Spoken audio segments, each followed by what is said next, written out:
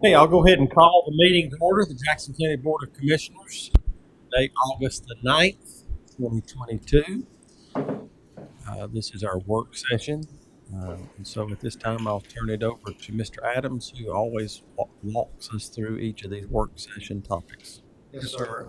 Obviously, what you see, the first agenda items, we have Dr. Ayers and Mr. Buchanan here from our public school system, and they're here to discuss the application process for capital projects. And so I'll just recognize them. Reason I moved you guys over here is because it'll help you be able to see the screen when we're going through the PowerPoint presentation. They're both getting up in the years. Is that what it is? So I'm just going to start briefly and then let Jake share quite a bit with you, and then we're happy to answer questions. So the purpose for us coming to you today is to talk about the public school NCDPI's need-based grants. As you're aware, we applied for one last year, and we're not awarded one, and that was justified to us. Basically, that the awards went to school systems that already had a project in place or partially complete. So the state has opened that back up again, and the window opens in just a few weeks on September 1st. And we are applying again. So Jake is heading that up, and he's going to share a little bit about that with you. And we'll just sit right here. Well, thank you for the board's time to talk about this. So one of the good pieces of information that's been shared with us is that this was a new funding source for school districts that had never been available before in this form and at these levels of funding. The good news is that it has been, as a bipartisan issue, it has had huge support. And so all indications are this is something that will be in place moving forward. The bad problem is that they got $2.2 billion worth of requests, and they had right at $400 million to spend that first year. And so they, again, this year have $395 million worth of funding. And while the $2.2 billion is in place, because it is open for people to submit grants that didn't submit a grant last time, as you can imagine, the expectation is that $2.2 billion will rise. So not only did we not get funded, there will also be increased competition to be awarded these grants. Mr. Adams has some slides up here. This is the PowerPoint presentation that was for school district leaders last week, led by the state superintendent Truitt and her team at DPI. Just a few things that I'll point out here. That Public Schools Building Capital Fund has been around since 1987. It's generated off of corporate tax revenue. It's basically $100 million a year, and it is very much needs based and tends to. I don't know. I don't have extended records to look at for that, but we have not received one of those in a long time, if we've ever received one. The needs based public school capital fund is the money that we're talking about with these grants, and it goes back to 2017. But the difference is they did open it up to different tiers, where it was originally primary tier 1 districts were targeted for that, and more money that had ever been injected in it before. And then the last one there is Public School Repair and Renovation Fund. These are funds that we have or should receive. These are additional lottery funds. We received last fiscal year $300,000, and I say we as both boards combined, because it is again funds from the state that both boards need to agree on. So these are funds that are held by the county government. $300,000 from previous year. This year $500,000. $500,000 additional dollars, and then it is in the state budget for us to receive another $500,000. So in the course of about 2 years, there will be $1.3 million coming from the state from lottery funds, and that's across the board. It's regardless of your size, your district, or your need, or anything. All 115 LEAs get $300,000. get $500,000. So that's Charlotte Meck or Clay County, right, and everything in between. Here are the changes that they laid out for that grant that went back to 2017. Basically funded off of lottery money, but the things that they are particularly targeting in this and some of their priorities is construction of new schools, capping out at $300 million for an elementary school, $400 million for a middle. I'm sorry, $330 million for an elementary school, $40 million for a middle school, and $50 million for a high school.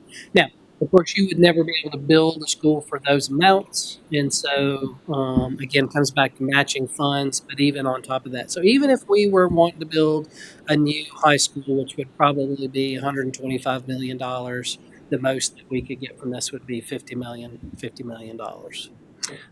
It did broaden what was previously eligible. There's still a focus on building new schools and a focus on consolidating.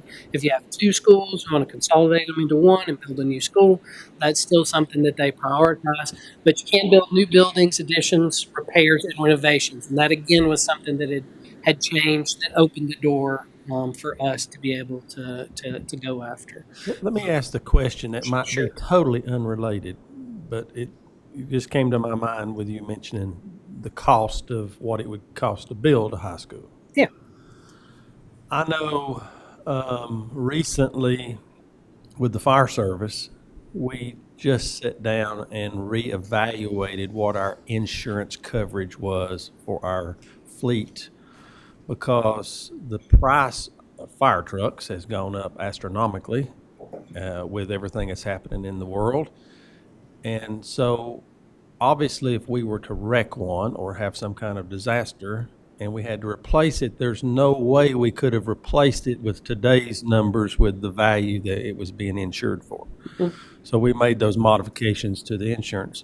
What about facilities? I mean, I know with the cost of everything going up from concrete to steel to, I mean, what if do we have coverage, adequate coverage? If we had a catastrophic event and we had a fire and we lost a high school or an elementary school, Yeah. can we build back what it's insured for? So in the state of North Carolina, public schools buildings are funded or covered by the state. So we're essentially self-insured.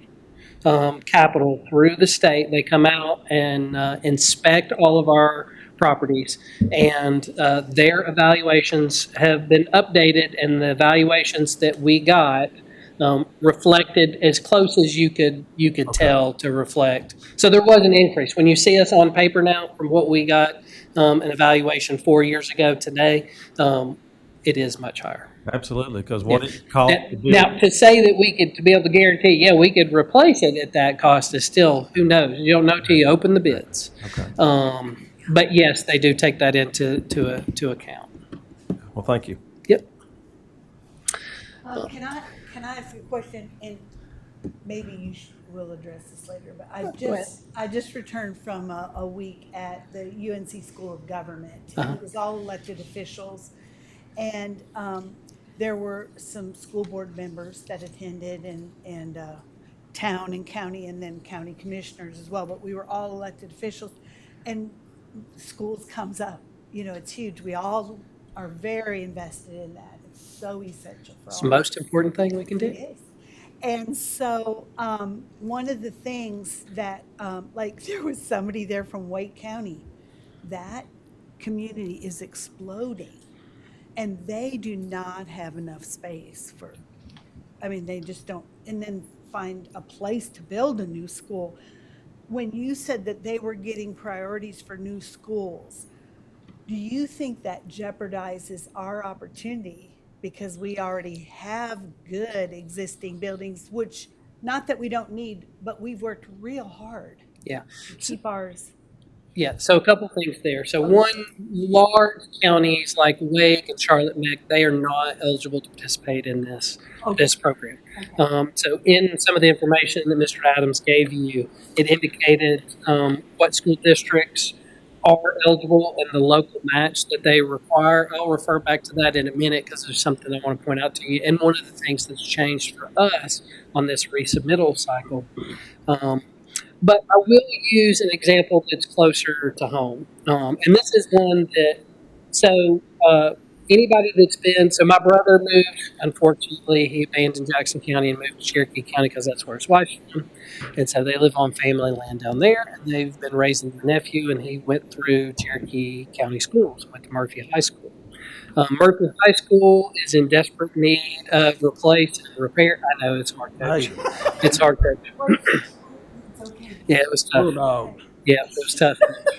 So, but, Cherokee County wants to replace Andrews and Murphy High School with one new school. Two schools that are in very poor condition. They are a Tier 1 county. They are one of, you have the numbers on here, they're one of the lowest adjusted market value counties in the state, definitely in the region. The need is there, the justification is there, they're doing all the things. They were not awarded a grant. So, I feel like we deserve one for Jackson County, but I have to be honest with you, if you look at all the criteria, I mean, it seemed to me that Cherokee County absolutely checked all the boxes. So, that being said, Is it political getting that money? so, they have a criteria, and they prioritize the school districts or the school projects. Dr. Ayers did. We requested our rank. Where did our project rank? And what feedback could you give us? Because we plan on resubmitting. What would have made it more appealing to be funded? Dr. Ayers requested that information a week and a half ago, and we have not received that information. However, I think it's important to know Clay County did receive. Good. But they were partially into a project already, so we kind of feel like that might be one of those pieces because they were already committed to and had begun a project. Where Cherokee County had not. Yeah. They just have this desire, and the plans have been out, but they are not in the action phase of it now. But Clay County was. That's right. And so, really, all the information that we have on justification and priority and all that is straight from NCDPI with the presentation that Mr. Adams has got included in here. So this is what we have to go by. And so we have a lot of anecdotal, information of what's happened to other places. But we're going to talk a little bit about the criteria now. Go ahead. So this is literally answering a lot of your questions, political versus what counties we're looking at. This is the whole reason I'd asked Jake to bring this. This was part of a webinar that the state provided to the school systems and to the counties. And so Jake, just this, we jumped a couple slides, we'll jump back, but this really is getting to the heart. Just go through these elements, right? Yeah. This is criteria for evaluating these applications. So, prior recipients applying for an increase, they told us that would be a priority. And so to be clear on what that is if we had been awarded, now this would have been prior to the rules changing. So prior to the rules changing, we apply for one for a project. We get funded. It's going to be a $5 million project. Then COVID hits, and that $5 million project turns into a $10 million project because of the cost of goods going up. So we got approved for 5. We go out for bid because it's the middle of COVID. It's $10 million now. State promised us 5. The commissioners in that county giving them everything they can give. We need $5 more million to complete this project. That you already approved. Will you give us the money? Yes, we will. Okay. And so the vast majority of that first $400 billion, I think it was something like 80%, went to fund projects that had already been approved. And so very few of the projects that actually get to qualify under the new rules have been funded yet because they spent so much money catching up the previous projects. Exactly. So that's a big criteria, and clearly looking at the list of who got approved, that was their top priority. Counties designated as Tier 1, meaning our poorest counties in the state. Counties with greater need and less ability to generate tax revenue, and then with that next bullet, counties with a high debt to tax revenue ratio. It comes back. Don, you want to go to that? I mean, ultimately, um, we all know we have value. This is about property value in our county. We all know we have property value that the counties with greater need and less ability to generate tax revenue. So what they do is they look at counties such as Jackson County, and when you have your high value in here, that is in this criteria is basically counted against us because they view counties that say have a higher tax rate and lower value have less ability to pay. So that's how they view that. And then obviously counties with a high debt to tax revenue, we, we do have a what I would consider a conservative or a good debt to tax revenue ratio, meaning our revenue and our value versus our debt is low, which is a good thing. So you almost get punished for not going out and borrowing a lot of money. And so the way they view this, though, is they view this that counties have gone out and borrowed as much as they possibly can to get things accomplished, and that they no longer have additional debt capacity and so forth. So if you take a look at all of these things, we're not a tier one. We have higher value here, and we've got a good debt to tax revenue ratio. Those are all things that we battle against when we're applying for these funds. But the next one we have. The critical deficiencies. Yeah, so that came down to our ability to be able to make the argument, which I do feel like we did a good job of making the argument why we need these projects. The other one that I think helped us was their start date of projected construction. They did look at like your ability to like hit the ground running. And so I think especially this next time around, because prior to submitting these grants, we did not have an architect in place. And we now have Chad, which you guys have worked with, Clark Nexon, with the pool project. He is our district architect for these projects. And so that helps us in the fact that we look like we're ready to hit the ground running because we will be. So that, ability to act. And then we've never received one of the grants. And that's an advantage for us. And then the percentage of district ADM, which was something they did not stress the first time around, they did this time. Which means if you have the bigger percentage of your student body that this project impacts, the kinder they look upon your grant. So that helps us with some of our grants and hurts us with some of our other grants. Any questions about this criteria?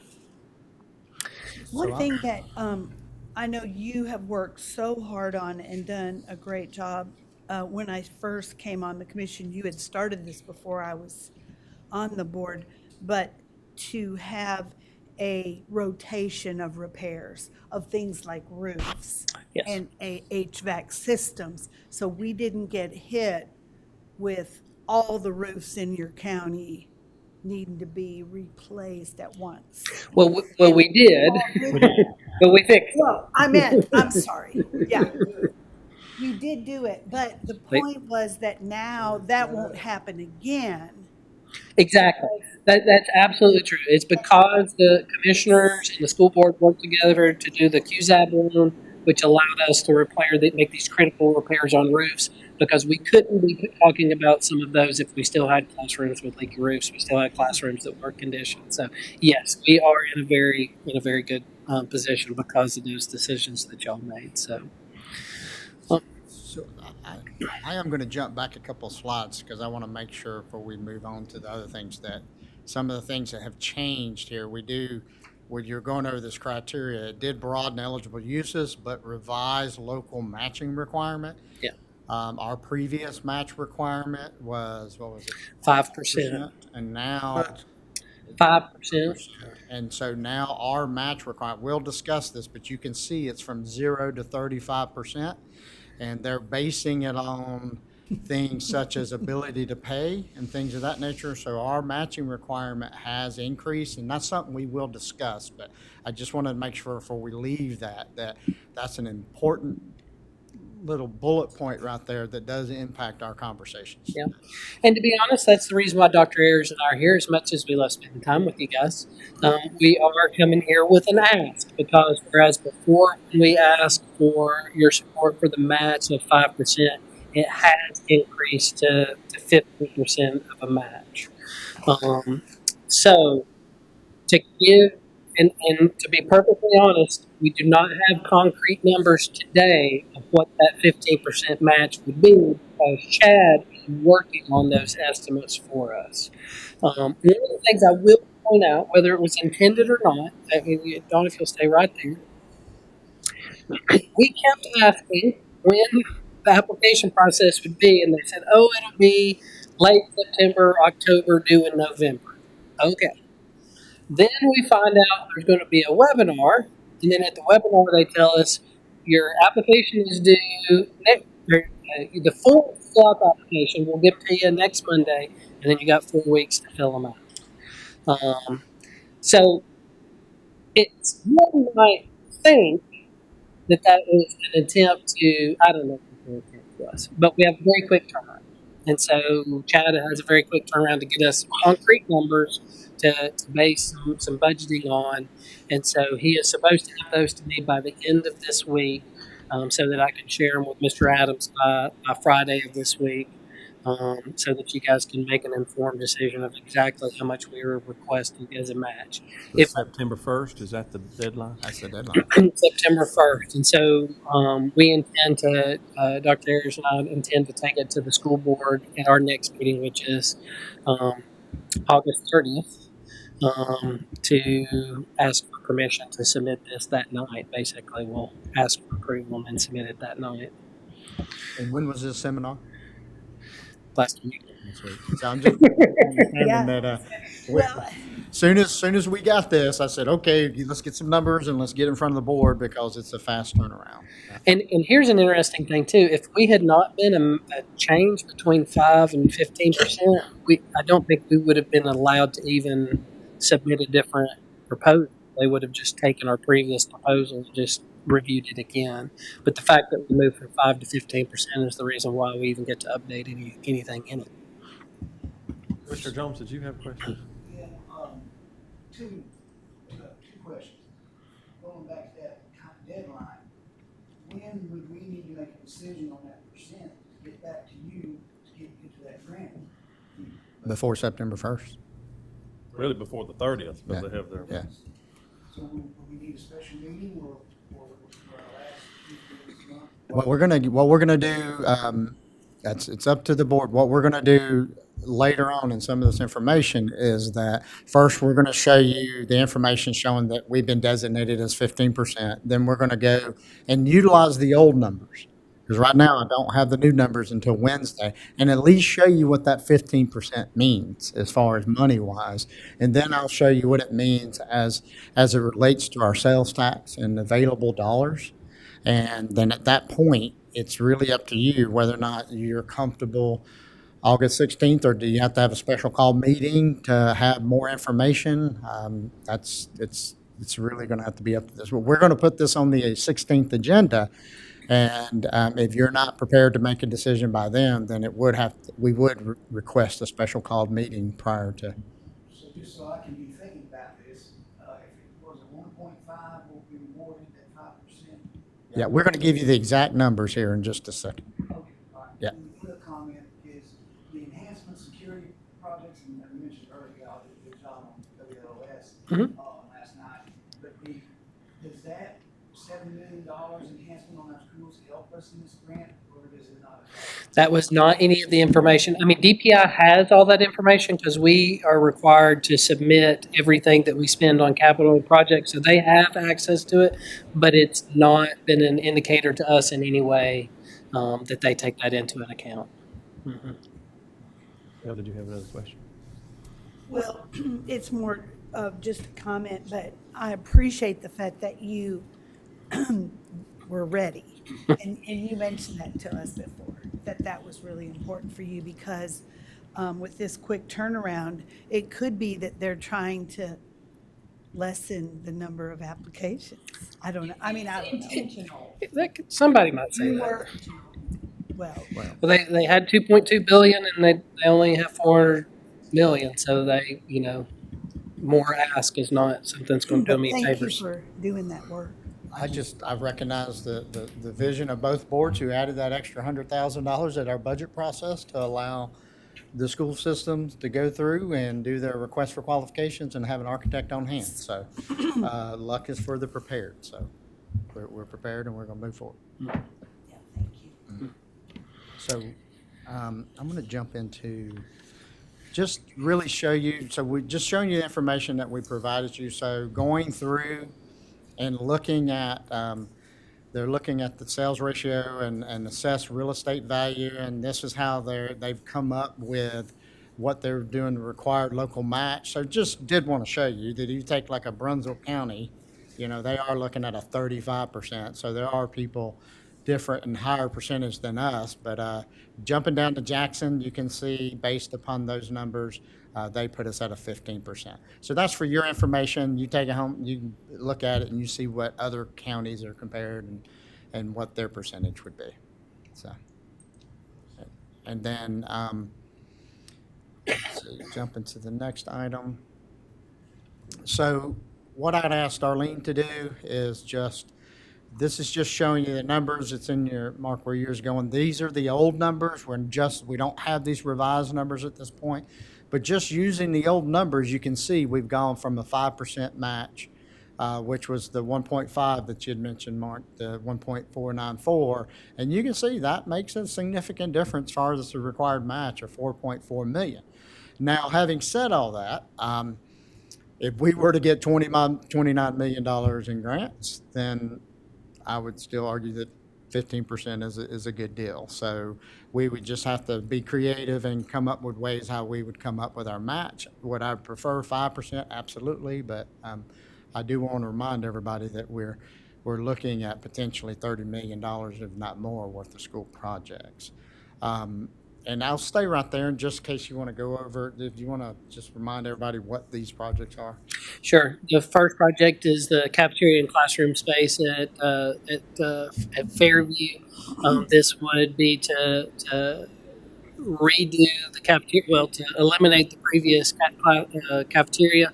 And our biggest argument for that included a lot of pictures of how if you're a student with limited mobility, the way the school is designed, you have to go outside and down the ramp to get to the cafeteria because the only interior entrance is a set of stairs. It also does not meet the guidelines. If we were building a new school today, DPI's guidelines of this is how big a cafeteria and kitchen should be. It's a fraction of what it should be. And then, of course, for several of us that attended Fairview, it does make it tricky with that open classroom concept for middle school students. And of course, there is a shortage of space there, and so it would be a two-story building with the top floor being classrooms for sixth graders to get sixth graders out of the pods and into classrooms, and then that would free up some space and let some of the slices of the pie get a little bit bigger for the younger kids. Interesting, or just one little note. So Chad felt like, just as a glance, the numbers that I generated, that the Fairview was probably be the most accurate and less likely to have to alter that number because it was easier to get stable information for that. The other two projects, because they were a little more unconventional and not as frequent, building gyms and then building tracks and things like that, those are the ones that he just wasn't comfortable in endorsing those numbers. The second project is at Smoky Mountain High School, and that would be to construct a bathroom concession stand on the lower level of the football stadium on the visitor side. That would be to build a ramp that would go from the upper level to the lower level to give full accessibility to the lower level for students and spectators with mobility issues. It would also upgrade and replace the concession stand, the press box, and the bathrooms on the upper level to again bring them into ADA compliance. full ADA compliance and replace them. And then also to build a track on the Jones Street property on the northern side of Smoky Mountain High School's campus.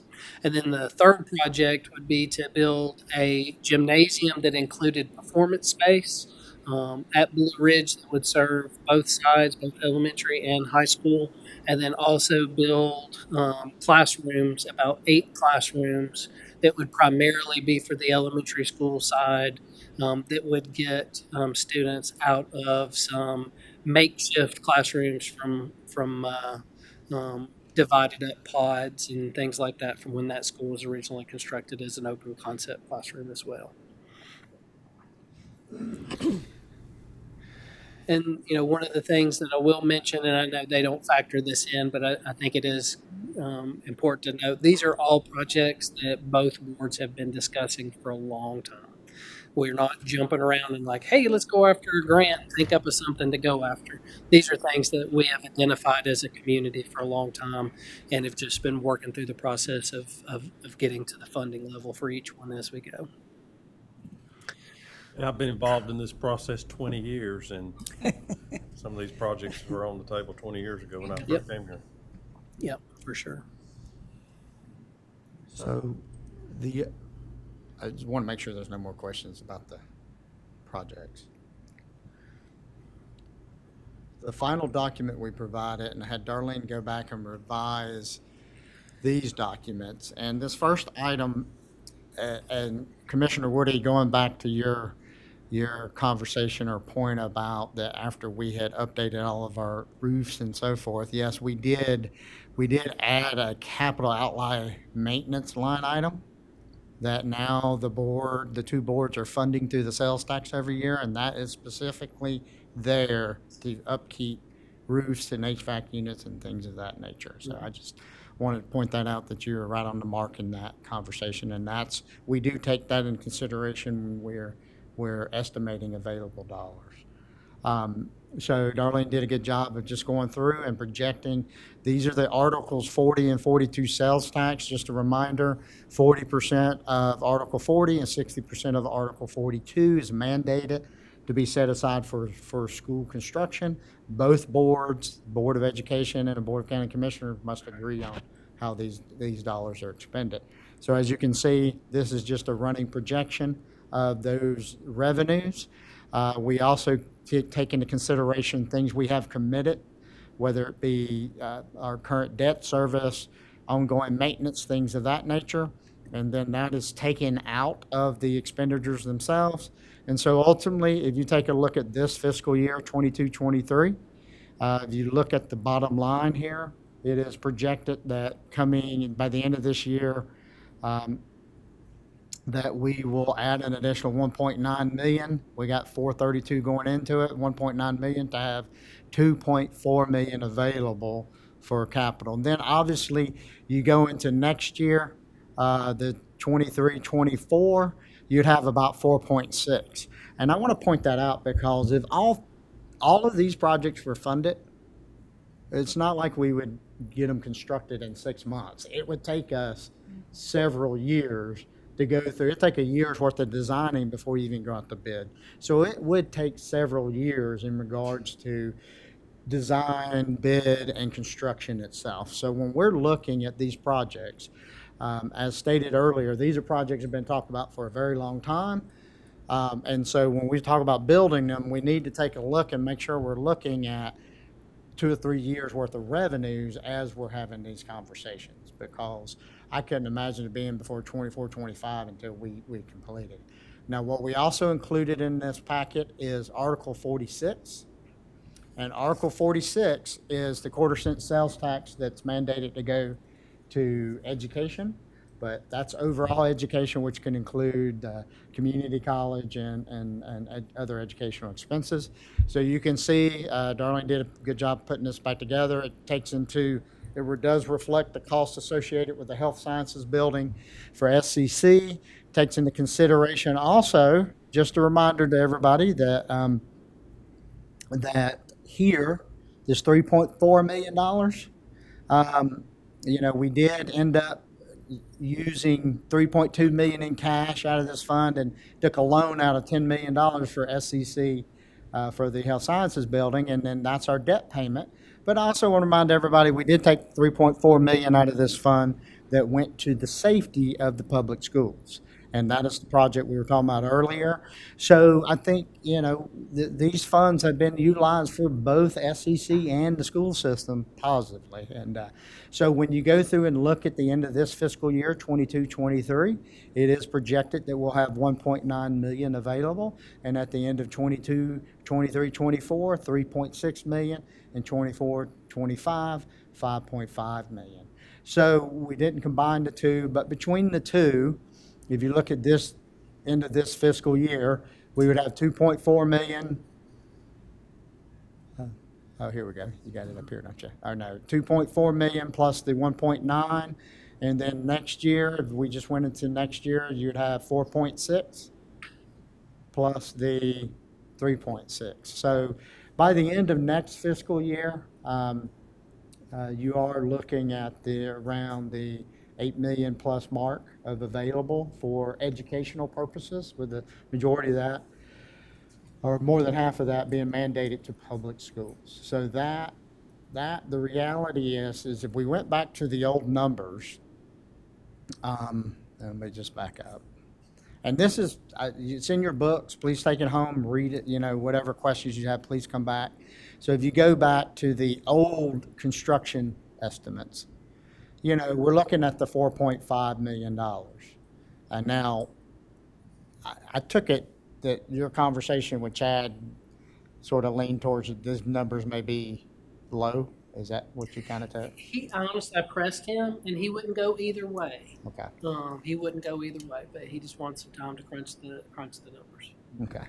So I think ultimately, if we stayed around, the 4, 5 to 5, 6, we would come back to, you remember, this is a grant process, so what we're needing to do. Now, if we were fortunate enough to receive $30 million, well, it's not 30 million, it's 30 million minus the match, but if we were able to receive 85% of $35 million, then at the end of the day, if we can sit here and show you that we truly did have the cash available in the next 3 years, the only thing that, in my opinion, that would stop us from moving forward is if that really wasn't a priority for us to move forward with.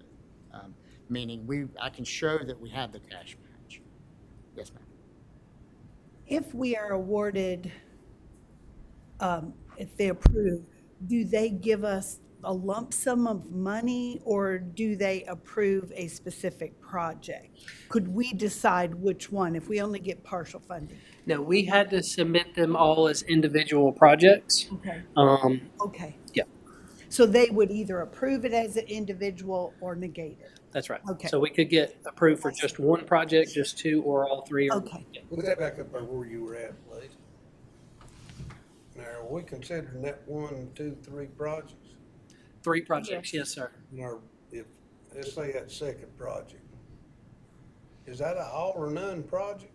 For that project, it would be. If there's a ability to build the restrooms down there, we couldn't do.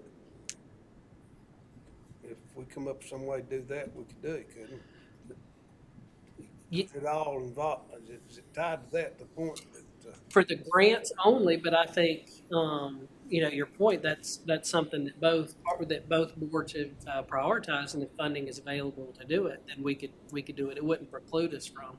They identify a project as a school campus. So I got you. It wouldn't matter how many things we were asking them for money for on that one campus, it'd be one project. Some of that, it wouldn't take no 1 and 2 years to get prepared to do it, would it? It No. wasn't in Robbinsville, but it No. maybe would here. We're talking about the restroom. Yeah. Just the visitor restroom. Yeah. ADAs.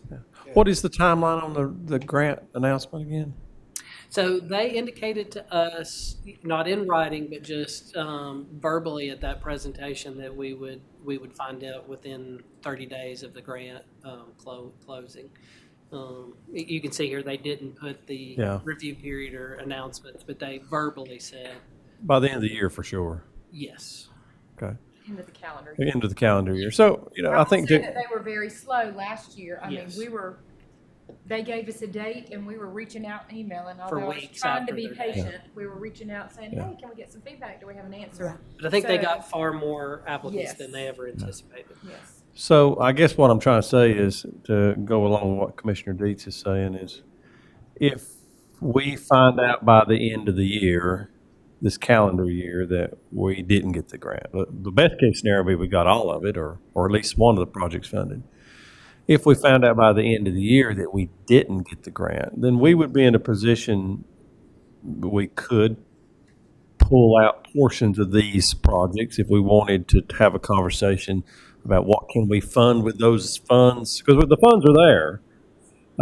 It's not like we don't have the ability to do as much with what we've got. We would hope we could use a grant, but we do have some funds that we could identify as other potential projects. Yes, and I'd like to ask Dr. Ayers to address this, but I would say that there's potentially future grants that'll be available, but I would make the argument that we shouldn't wait on a potential grant that's hanging out there year after year to stop us from doing what we're able to do. So I'd like Dr. Ayers to talk a little bit about And that. I simply want to add the caveat to this is that these were our priorities before this grant came along.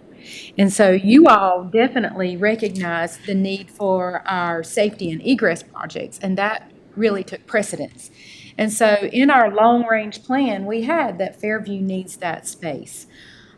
So regardless of the grant, if none of these grants this year or next year that they offer, if we don't get any, those projects are still our primary focus. Fairview, the ADA, the compliance for the track, the concession stand, the restrooms, all those things are still our prioritized list. So, I mean, long-term in that list is also a bus garage. We don't see that we would be eligible for that needs-based grant because that bus garage isn't directly serving kids and focusing on them. So even if we're not awarded, we don't feel like we wait because there are pieces of this. The restrooms, the concession stand for the lower area, we know those are things that need to be done. Right now, we're in a crunch really for our Fairview, and that is why it's our priority, but simply because of that cafeteria. I do not think it's fair that a student who is wheelchair bound would have to go outside in the elements to get to the cafeteria. It just doesn't seem right. It doesn't seem fair. So nonetheless, no grants or pieces of grants, one project awarded, these would still be our priorities. And they're on our long-range list that we've discussed with Don many, many times about these are going to continue to be our priorities. So I think your question about could you pick and choose? Absolutely, but I would never want to pick and choose something that's not on that list that's directly impacting our kids right now. I was just going to say, we get to the end of this year, Yep. we get the announcement. If it's not in our favor, January is our budget time again. I think we will have better numbers. Let me just say it this way: we'll have better numbers from our architect, Yes, sir. and then I think we say, let's go ahead and put a plan in place to identify how we're going to deal with these in case we never got a grant. Correct. Because these grants were a bonus and a surprise, I must say. We didn't know anything about them. It's just suddenly there were these grants available. So I think we continue on the path that we were already on, but this is a possible bonus, a prize for us. And just a reminder to the board, we go back to our planning session. And the whole intention was for us to be in a position right now, that's where we were hoping to be. We didn't know that they were going to have a second round of grants. We were planning on doing our 5-year capital plan right now for the school system because we were hoping to have the answer from the grants, and then that would allowed us to go through and if we receive grants, great. If not, then we could have had the conversation, Commissioner Dietz, that you were talking about. If that's a priority, then we would went ahead and did the 5-year plan. So basically, this second round of grants, what it's done is just delayed a process that we were planning on achieving in August and September to whenever they award these grants. I guess my point is I agree with you all. We don't need to wait for future grants.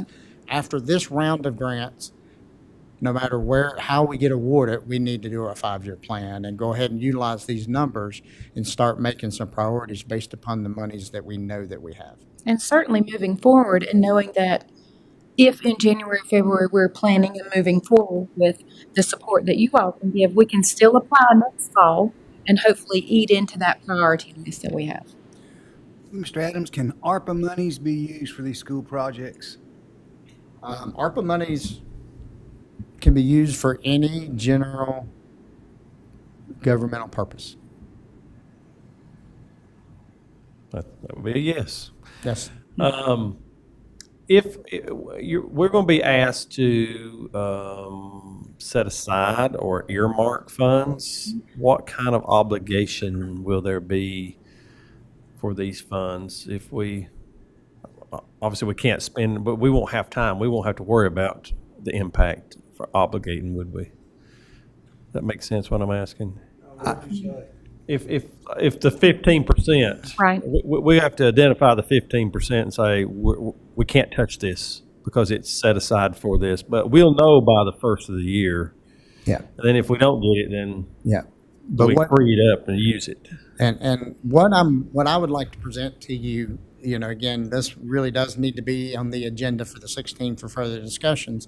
And where I would like to be at that point is that the obligation for these 3 projects at the 15% would be over a 3-year period. So that's the reason I'll combine these numbers and I'll show you, this is not going to utilize, well, I don't want to say that until we see what the 15% match is, but I'm anticipating that the 15% match is not going to utilize the entire 40, 42, and 46 sales tax for the next 3 years. So I should be able to show you what percentage of our available revenues that you're obligated. And you're correct. Once we understand when the grants are awarded, then that if we get everything, then obviously we've obligated those funds. But if we just get one project, then that opens up the remainder of the 15% match for planning purposes. And I think Mr. Adams' point earlier about, we are proceeding with the projects because they are our priority. And if we could get the state to give us 85% of those, by all means, it's a much better deal to give the 4.5, whatever it was, the 15% matching grant, rather than having our county commissioners fund all of the Fairview project and then obviously that's a win-win situation for us and for you all as county commissioners. But we will continue with, these are our priority projects, period, regardless of grants. This is where we're going, however we can get there. On the 16th, could you have what ARPA monies might be available, just so we can kind of cogitate on that? I'll have that today. Okay. It's in your books. Commissioner Woody. Who makes the decision? Is it the state board of? There's a committee that is formed for granting these. Is that your question? Yes, who is on that committee? What's the makeup? Do you know? I don't know other than Dr. Robert Taylor is part of that committee. And there are, I can't remember. Yeah, and I do believe the way it was spelled out, that it's ultimately the decision of the state superintendent. Yes, And she has committed it. that's who I was thinking of, Nathan.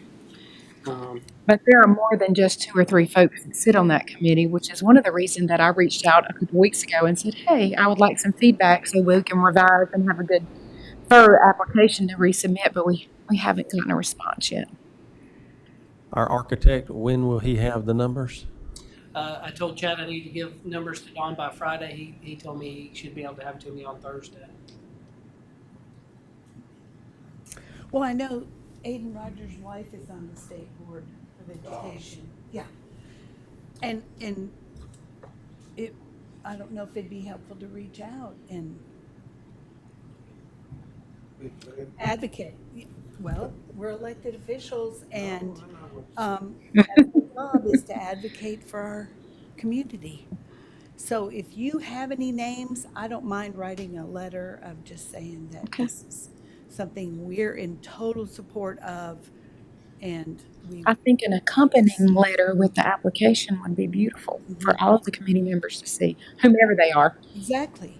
Because I think just knowing statewide and hearing at that conference, there's not always a positive relationship in every community, but there's sometimes adversarial relationship between boards and boards of commissioners and boards of education. But the fact that we work so well together and have a history of that is really important. Commissioner Deets? Now, I don't want to ramble, but I'm gonna ramble. I just like to think if there's a piece of a project that some way we could put together and look at and say, this got to be done and we got some funds to do it and complete it, that we would do it and not tie it to something to the point that that couldn't be. And when I say I don't want to ramble it, I just look back at the fine arts, is that what they call it? Yes, fine and performing arts. We talked about that till it was sick for years, when y'all were little girls. Trying to get that, you know, we talked about it and talked, and then once we got it, you know, everybody is tickled to death with it, and no way, did we ever do without that? Right. And the same thing about the field house down there, and the same thing, just over and over, things that we waited for years that kids could have been using, and that could have been good, and we waited all these years and we talked about it.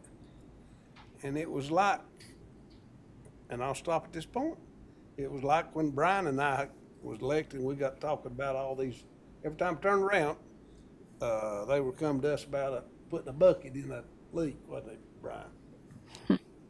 And we just kind of decided that we was gonna fix these roofs. Yeah. And the school board was gonna shut up about these leaks, because we wanted to get this fixed. Correct. We fixed it out, we should give us a list of all of them, and the prices of all of it. And I don't know how, I guess our manager figured out where the money'd come from. But we figured it out, and we did that. So I'll stop at saying, if there's something we need to do, it's not tight, let's pull it out of there, let's find a way to do it. Well, I think that's why I'm real interested in seeing these numbers from the architect. And I think we move ahead with our capital planning, and regardless of, let's go ahead and be ready, regardless of what happens with this grant or not, we'll have specific numbers for what the track portion is going to cost, what the bathroom facility is going to cost, what the ramps for the ADA part are going to cost, what this part's going to cost.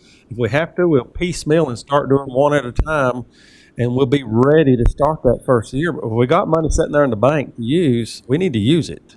I don't want to wait 5 more years and apply for grants. I'd like to get some of this stuff checked off the list. Thank you. Thank you. Other questions or comments? Anything else we need to see? So I'll get it to you as soon as I can on Friday. I'll have Darlene just combine these two sheets so that we'll see these two numbers together in the sense of available funds. And then what you'll see in next week's packet, I'll try to get it out by Friday, is going to be, is that it right there? Yes, it's just a revised version of this. And then that way you will see the revenues available and you'll see what the projected 15% match would be. We'll get rid of the 5% match. That's irrelevant now. We were just showing you the difference there. And then that way we'll give you the information that you need for us to have these conversations on the 16th. And just for everybody's information, Jake, you and I had that exact conversation, correct, about the track and the rest of those costs, and to ensure that we have the ability to break out the track costs versus the rest of those costs. So I just wanted to let you know, Commissioner Deets, that we're trying to follow through with your request and have our architects break those costs out so that we can have that exact conversation that you're wanting to have. All right, I'm gonna check it off, make sure. Well, and I'm sure he will. one thing I Thank have you. to say, Yes, sir. those ADA adjustments to the baseball field went pretty fast. Yes. I mean, maybe it wasn't to you, but to an observer, coming to Smoky Mountain and all that. Wow, that was fast. Was pre-COVID. That's true. Sorry. I forgot. Well, you You're just right. threw a wrench in her plan, Jake. Dr. Ayers? Yes, sir. In the comment that Commissioner Woody made about a letter to go with the application, would the 15%, if we agree to that 15% match, is that enough recognition from all of the county commissioners? Would some type of joint comment, proclamation, would that be beneficial? I do think an accompanying letter from all of you would be excellent. Not just a, hey, they've agreed, but for you to put it in writing above and beyond the application, I think that would be an excellent piece. Thank you for asking that. Other comments or questions? I have a comment. I want to Go give right you ahead. some accolades. So I had lunch today with Chief Hatton, and he asked about the performing arts at Smoky High and wanted to know how on earth that got done. I said that was long before I got here, so I can't take any credit, but really talk about you all as county commissioners and a board and what you had done to support the schools. So he was in awe of the space. He had only been in it one time, which was 2 weeks ago. We did some safety runs with the sheriff's department too. So I laid it at your feet. They did this, so thank you. Thank you. Thank you.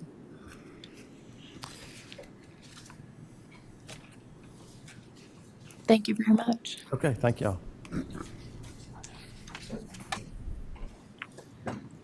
I'm gonna see Chad Thursday. Get poking at him and get those numbers. All right. Jake will call him and tell him to have Wednesday. Yeah. Thank you. Good luck with the school starting. I'm gonna come back and make another comment. Yeah, 2 weeks. Tomorrow, we're ribbon cutting at 2 more of our preschools, and Thursday, another ribbon cutting. So all 4 new preschools will be opening on the first day, and they are all full with waiting list at 2 of them. So we're serving almost 70 more preschool kids for this upcoming year.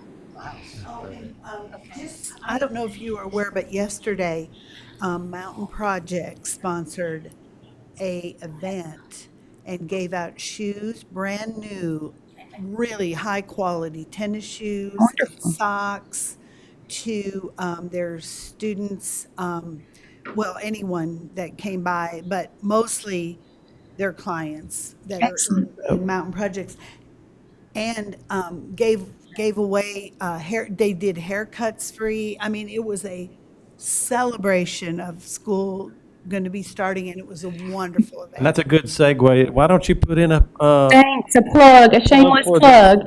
back to school bash? This Saturday at the Cullowhee Recreation Center, we are in collaboration with Rusty and his department doing our first ever back to school bash.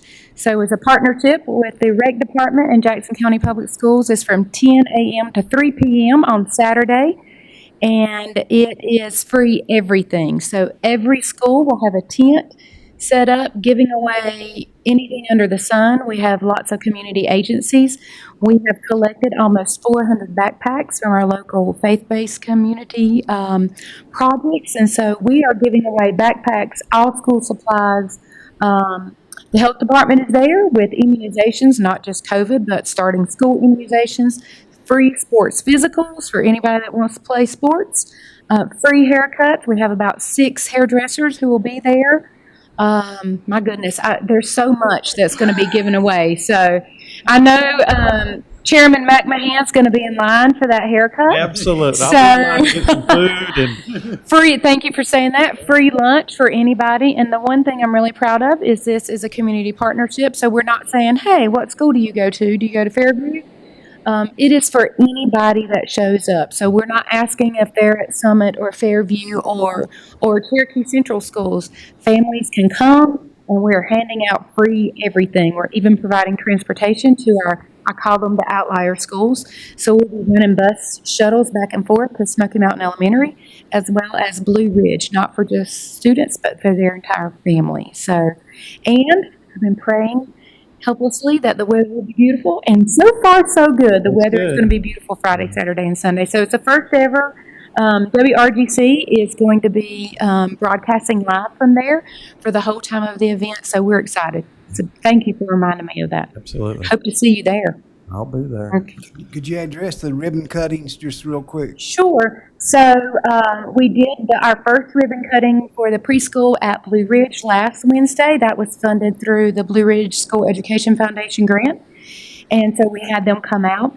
And that is the classroom that's going to serve specifically 3-year-olds. It'll be our first classroom in Jackson County Public Schools that starts to serve as early as 3-year-old.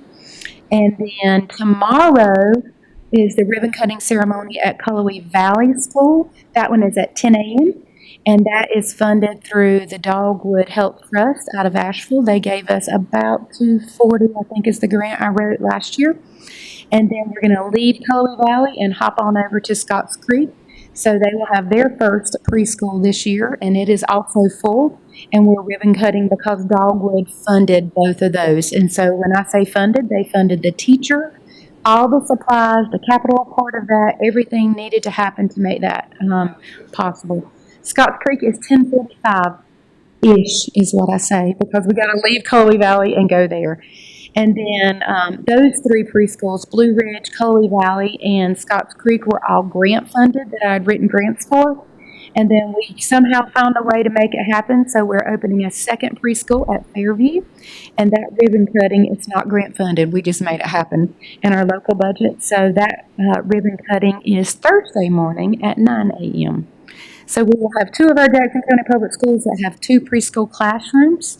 That will be Fairview and Blue Ridge, and all of the other elementaries will have at least 1 classroom. It's a big deal for us to be completely full, number one, and staffed, knock on wood, for those preschool classrooms. So, my vision is to keep opening more, so I have a plan for next year. We just got to get there. Thank you. Thank you. Thank you. Hope to see y'all there.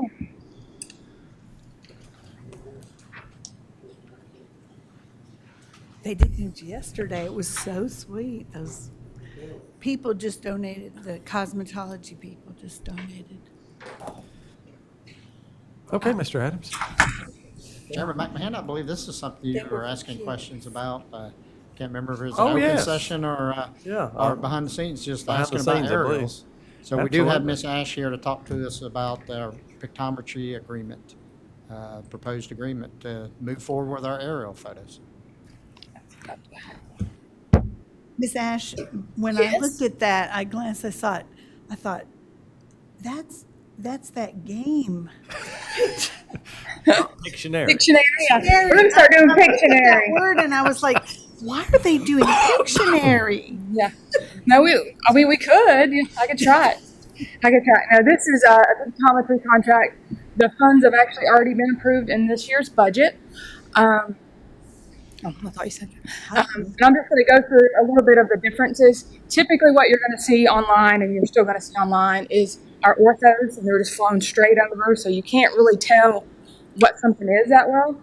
But they also offer a product that is oblique imagery, and they fly it at an angle. So you actually can see around homes. You can go around all different sides of it. It's a fantastic product for us, only for emergency management. Some of you may have been familiar with it before. Maybe Chairman McMahon, you might have, Mr. Jones as well. Because we had it in 2011, and then we did a small flight in 2013. And then the state came in and started doing orthos for all the counties, and they took away emergency management's funding. So we haven't really had anything since then, but it's an excellent product, and we're really in desperate need of it right now. It doesn't eliminate our need for field appraisers per se, but it does help us tremendously in just picking up, looking at a building and say, oh, that's just, a 10 by 10 storage building or something. We don't have to send people out to go say, hey, what's this that's been added? What's that? We can pick up decks and all kinds of stuff. And I'll show you a little bit of the difference. So this is the one that they show during the demonstration. So whether you believe it or not, that's the exact same picture. Just the one on the left is an ortho, it's straight down. The one on the right is the oblique. So it's hard to tell looking at it, but that is exactly the same image. And so we've got some being flown around. So this building will look very familiar. I backdated to 2010's orthos because this was our last one. So this is, of course, the library. This is what the oblique will look like. It's a little older, so it's come a long way since then. But The landscaping's better now. yeah. Well, they were still working on it then, because you can see around. So they were still trying to get some stuff done. And this is the casino. The Eastern Band actually did a flight in 2014, so we can show some good demonstrations. So this is what just a regular ortho would look like. This is what the oblique from a similar angle would look like. So you can see it's actually flown down. You can go around all sides and get a much better visual. But where you really can see the difference is if you were to zoom in. This isn't showing you much more than they got a lot of stuff on the roof. But this image is where you can really see, and we can actually get down and measure the sides of the buildings. We can pick up a lot of things with this software. So that's kind of the difference. And here's some of the newer stuff. Swain County just flew in 2021. So this is actually in Whittier, and that's what our ortho would look like. And you can see from the same angle how it's flown, and you really can get a better visual of what you're really looking at. Church of God in the Methodist. Yeah, right there in Whittier. Yep. And this is actually in Swain County, but if you were to look at that right there, you would have really no clue what that is. But if you scroll down, you can see it's actually that tower there. Oh, So, and same thing with this one. This was more Macon County's flyover. I mean, you see this here going over a road, you might think it's a tunnel, but would you think it was this? So, where is that? Is that Sagey Manor. Where? Sagey Manor in Highlands. I don't know where that Yeah. Yeah.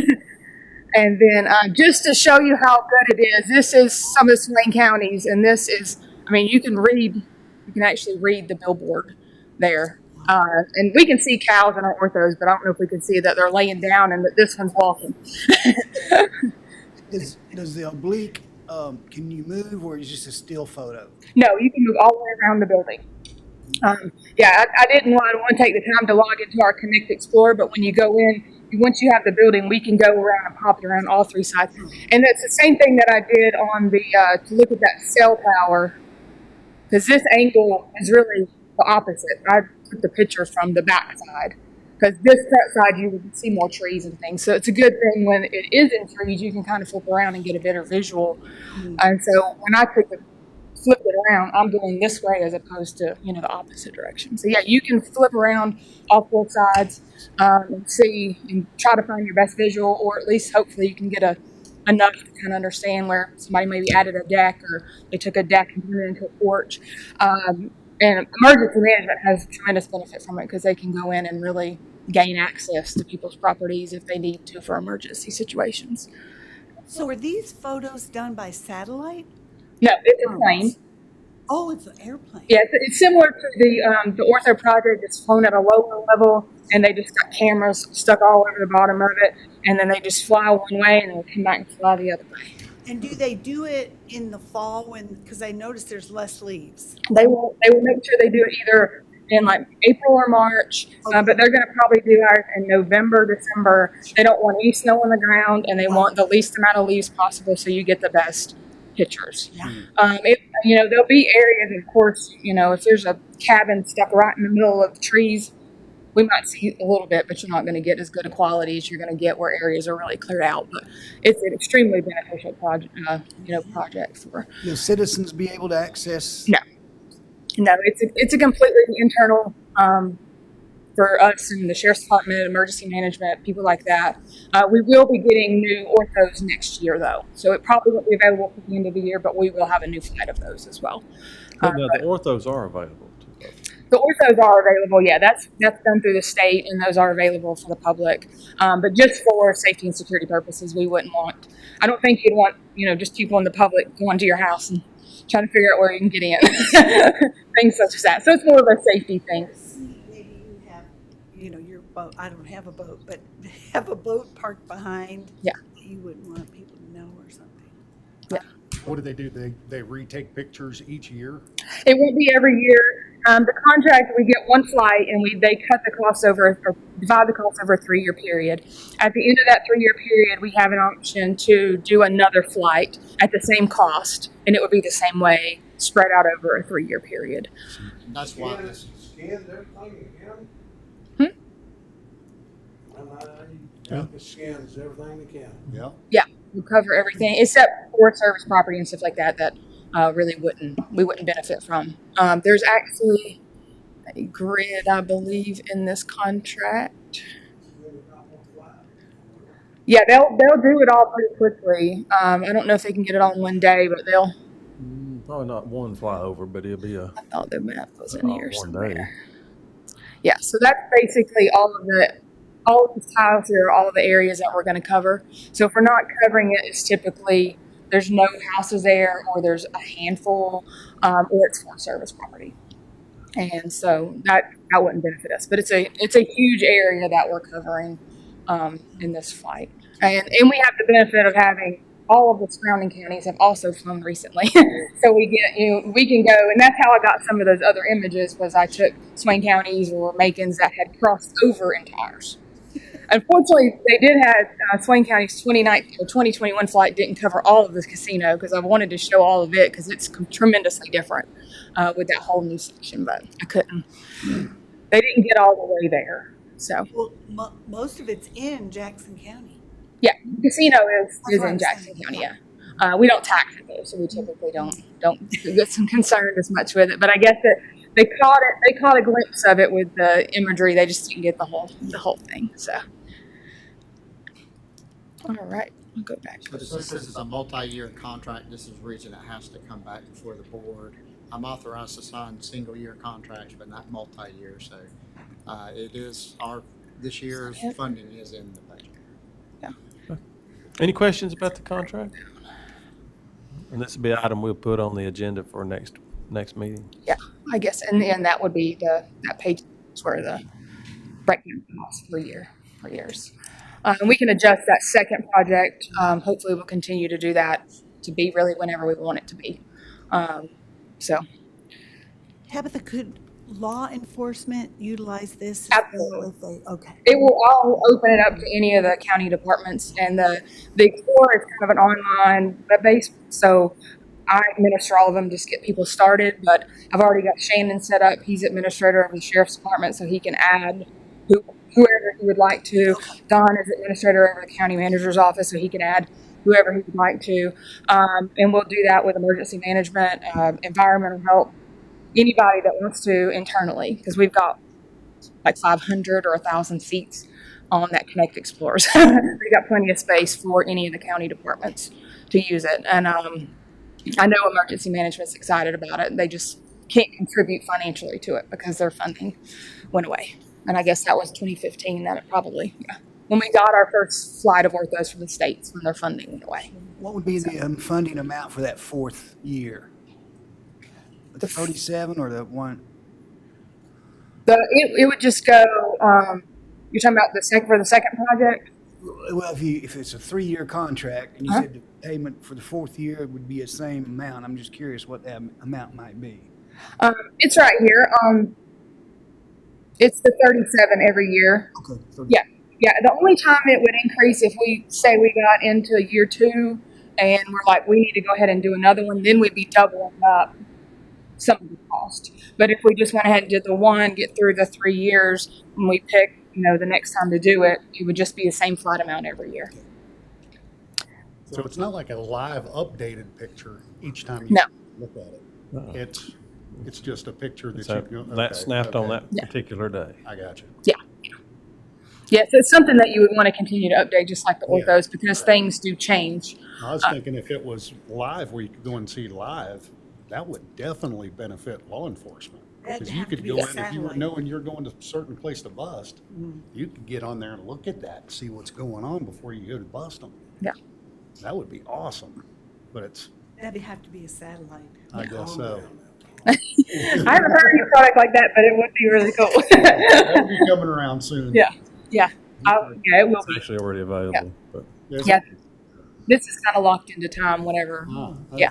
whenever we do it. But if you keep up with it, then you're capturing a lot of things. Because you're only really missing out on things that are new or changed. Right. So So the real, I mean, we talk about the other values for other agencies, but at the end of the day, the primary use is for, we do our own appraisals. Yes. And then ultimately, what we didn't really spend a lot of time on is the accuracy of when you can zoom in and measure things, okay?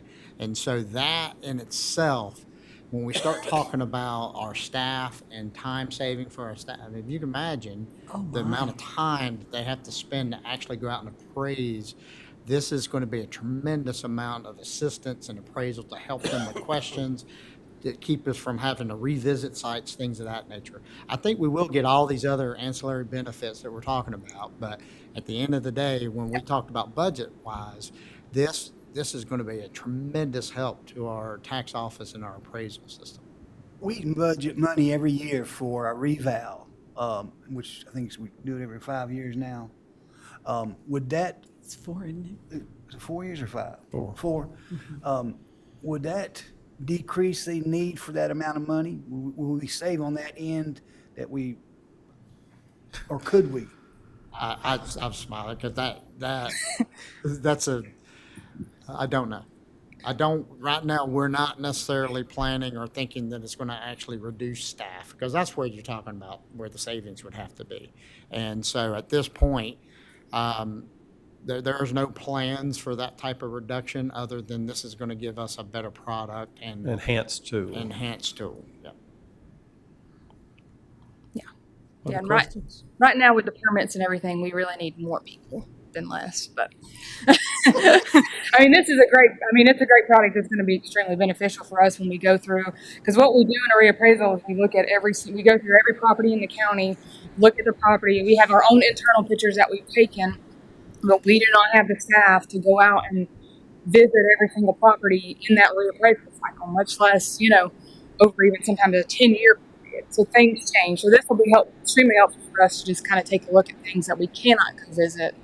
But with the number of permits and the sale review and it's carryover permits for something was, started in this year and wasn't finished for 3 years. We don't, we're kind of needing more people, but this will definitely help us to get started with at least the reappraisal review work.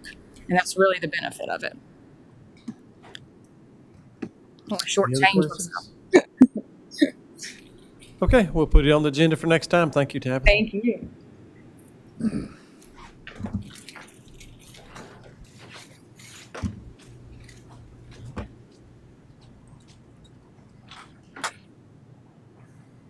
If we could, Mr. Chairman, let's go through this next one, and then if we want to take a little break, because the section 4 will be a little bit longer. Okay. So next we have Ms. Baker to talk about excise tax resolution.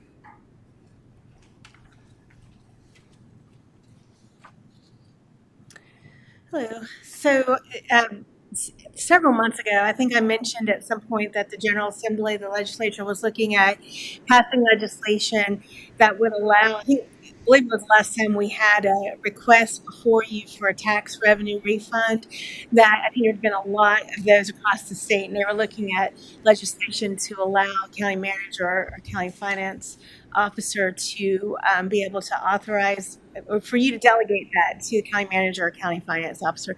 And that did pass. It was effective July 1st. But to be able to do that, it's up to you if you want to delegate that authority. And if so, it needs to be by resolution. So this is a resolution. And what we did here was authorize the county manager to be able to authorize that, also requiring the finance officer to approve. And I picture that as a pre-audit. We'll probably set up a pre-audit similar to that process, and then follow the finance department's normal procedures for disbursement. So kept it pretty simple. That way it would not have to come before you for a decision of a revenue refund. And of course, that has to still comply with the statute. It has to be requested within 6 months of when the overpayment was made. And I can answer any questions about that. And I can just have Darlene include it in her report if there's any refund, so that you could just see it during the monthly report. Yeah, that was my question, was going to be how would we know which ones took place? Yeah. Okay, any questions about this resolution, about taking action on it? Okay, then we'll put this on the agenda as well. Let's take about a 10, 15-minute recess, then we'll come back and tackle the opioid and the ARPA funds and the state of emergency and all the other items left on the agenda. So we'll be in recess for a few moments.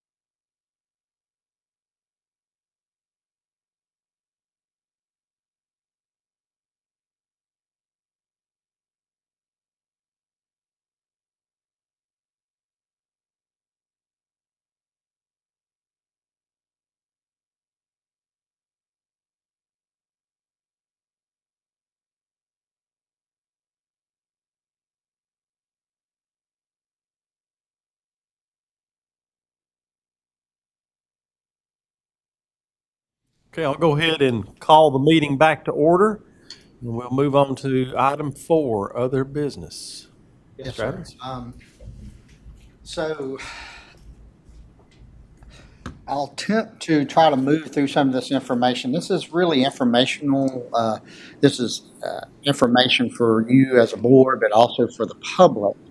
And this really is brought up, Commissioner Woody, you brought up talking about bringing professionals here to start discussing the opioid epidemic. And I wanted to follow up and provide the board just some background information. And what I've attempted to do is organize this in a way that I would recommend that if you're interested in this topic, for you to keep this information, because it is something that you need to refer back to as we go through the process itself. And so ultimately what I'm going to attempt to do is talk a little bit about the settlement, the North Carolina opioid settlement, and the process in which that agreement requires us to go through to decide how these funds are expended.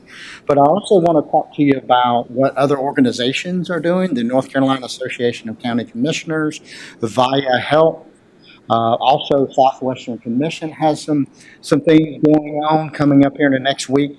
So there are a lot of organizations proceeding forward right now with trying to put together information and trying to help give guidance to counties on how to proceed forward. And the first thing I'd like to tell everybody is that this is not an overnight process. This will take some time for planning and then also eventual decision. I know when we start talking about where these funds may or may not be allocated to, it may be a regional process or it may be a targeted area. I can tell you, and when we get to the numbers themselves, although we're very thankful for the nationally, the $26 billion that's been awarded, and then I believe North Carolina, something like $750 million, and then eventually for Jackson County, $3+ million. It's over an 18-year period, and it's not enough funds all at once to it's not enough money just to solve the opioid crisis process or problem. This is something that's going to require not only this funding, but partnerships between multiple organizations to work on for years to come. And so what I'll do is I'll just go ahead and start, and I'm going to do two things. One is I want to refer everybody to North Carolina opioidsettlement.org. Okay, everything that we're going to talk about today, this is the primary resource right now, okay, for people to go to and take a look at information regarding the opioid settlement. It's not the only resource, but it's the primary resource that you'll find people using. Now, what I've attempted to do in your packets is, jokingly saying this, but kind of true, is I was trying to avoid printing out the internet. So, because when you go to that website, there is just a tremendous amount of information. So what I've tried to do in your packets is just try to give you an outline of the initial information. When you go to each of the web pages that has this information, you have multiple other links to get you to resources and other best practices and things of that nature. So if you go to 4B, what I had Angie do, and she did a good job, was that she created a table of contents and put page numbers here so that you can see about opioid settlements, page 1. So when I go to the website here, what you're looking at is the same page, right? And then, so what I'd like to do is, as you go through your paper copy, this is really as much for you, it's for the public at home, citizens at home, as it is for you. I'd like for them to see me go through this website so that they can go find the information themselves. So if you look at page 1, ultimately that's just showing you that what I'm trying to show everybody is the homepage of ncopioidsettlement.org, and it does provide you some information about 1 in 8. Nearly 8 North Carolinians die every day from opioid overdose, and talks about the $26 million opioid settlement. If you go to page 2, what it does is it starts talking about resources. And what are the opioid settlements? Bear with me, I'm sorry. It's about the settlements. What are opioid settlements? And so just a reminder, course, you know, your county attorney worked on this for months in regards to working with the Association of County Commissioners. Our association lobbied for counties statewide in order for the opioid settlement dollars to be distributed to counties versus the state.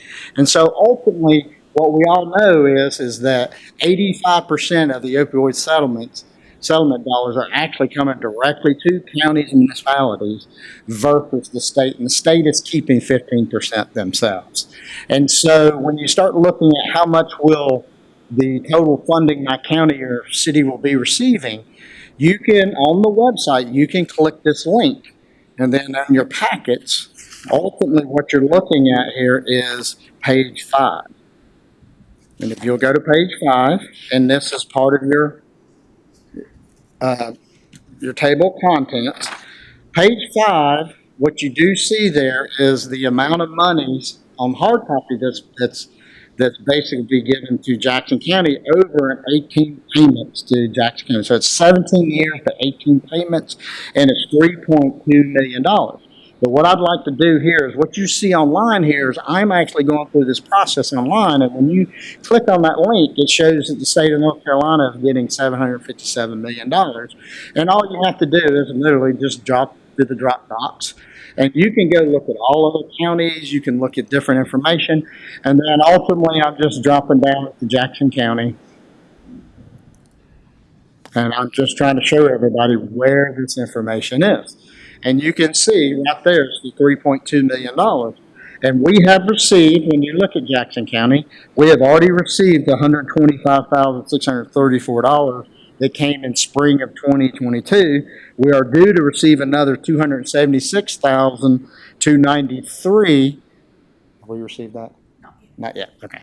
So they say at the end of summer, but It just said not received on there when you clicked over it. yeah, and oh, did it? Yeah. Well, I asked Darlene last week, and she said not yet. I just wanted to make sure we haven't received it before I move on.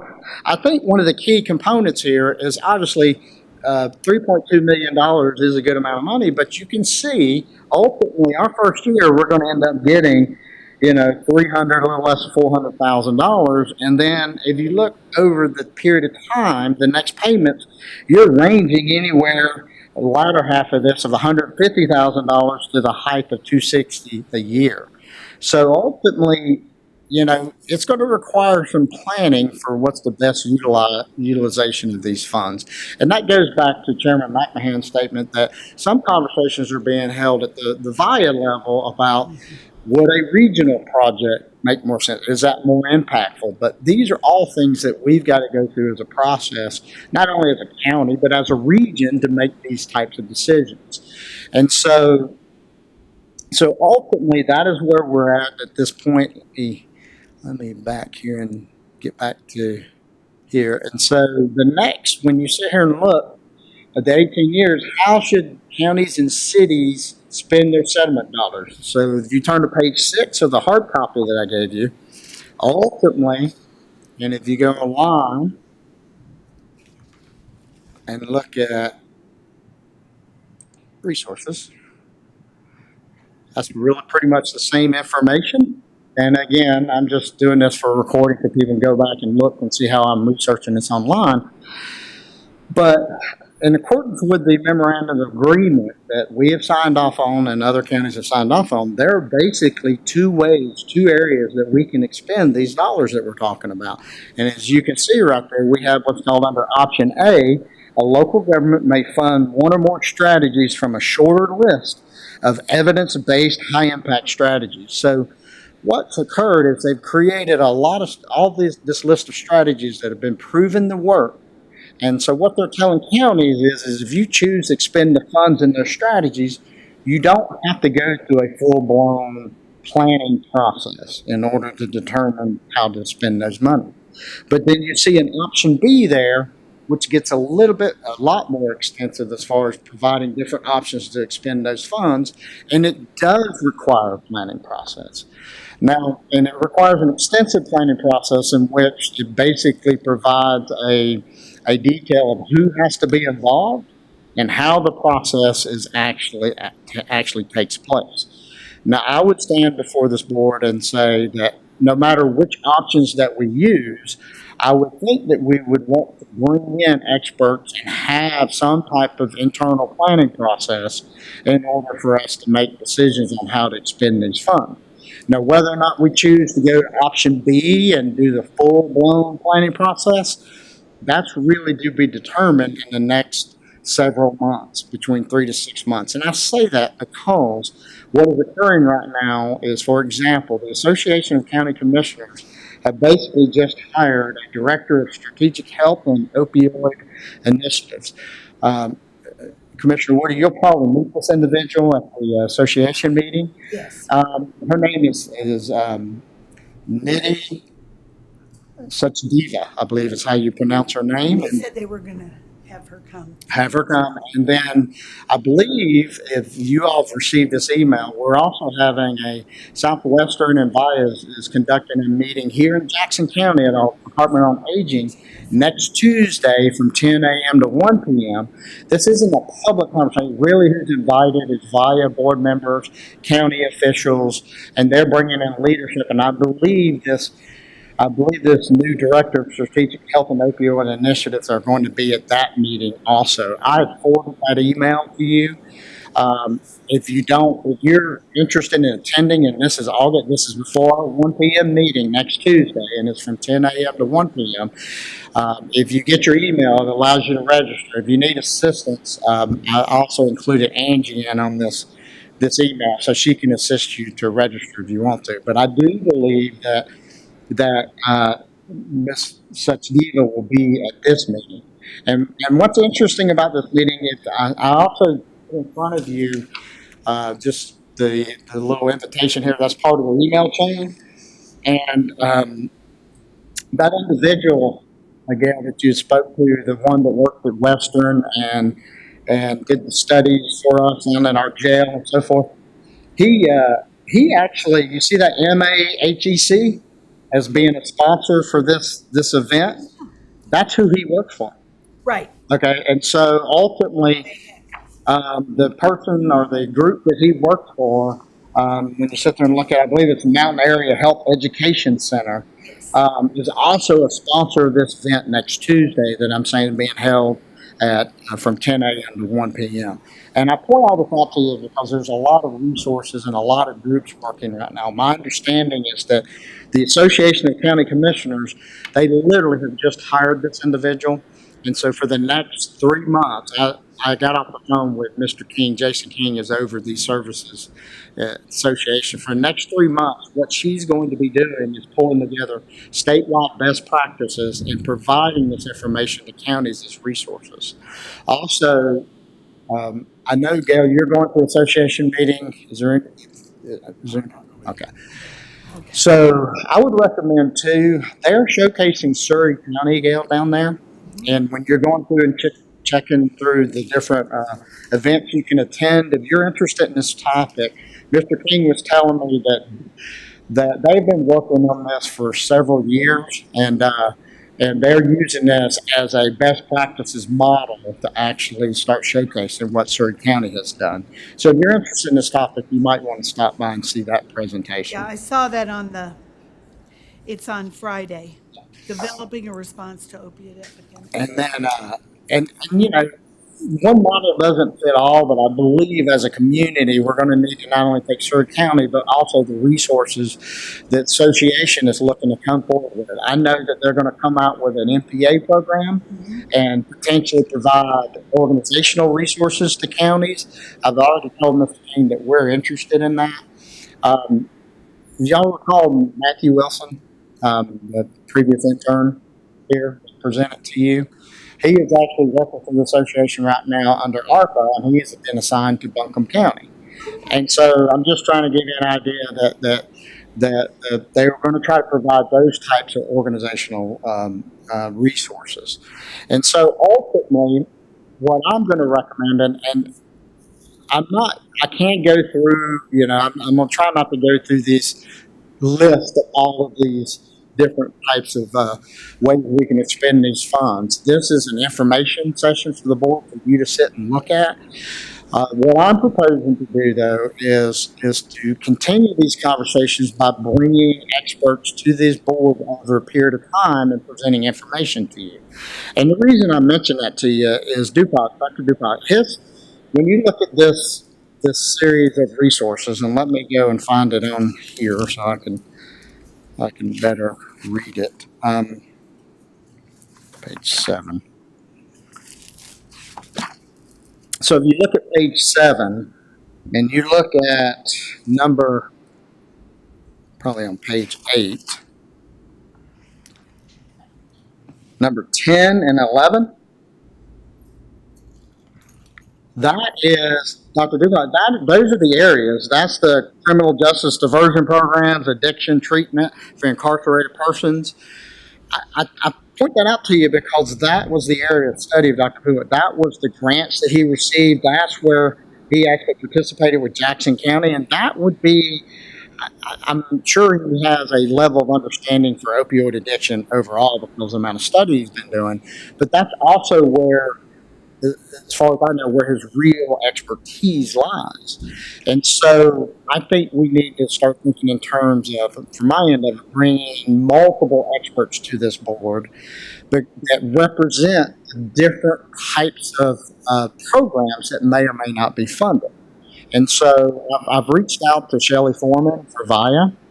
And so one of the first places I would recommend, and I don't have his name in front of me, but the psychiatrist that attends our board meeting, Brian, I've got it. I'll pull his name out here in a second.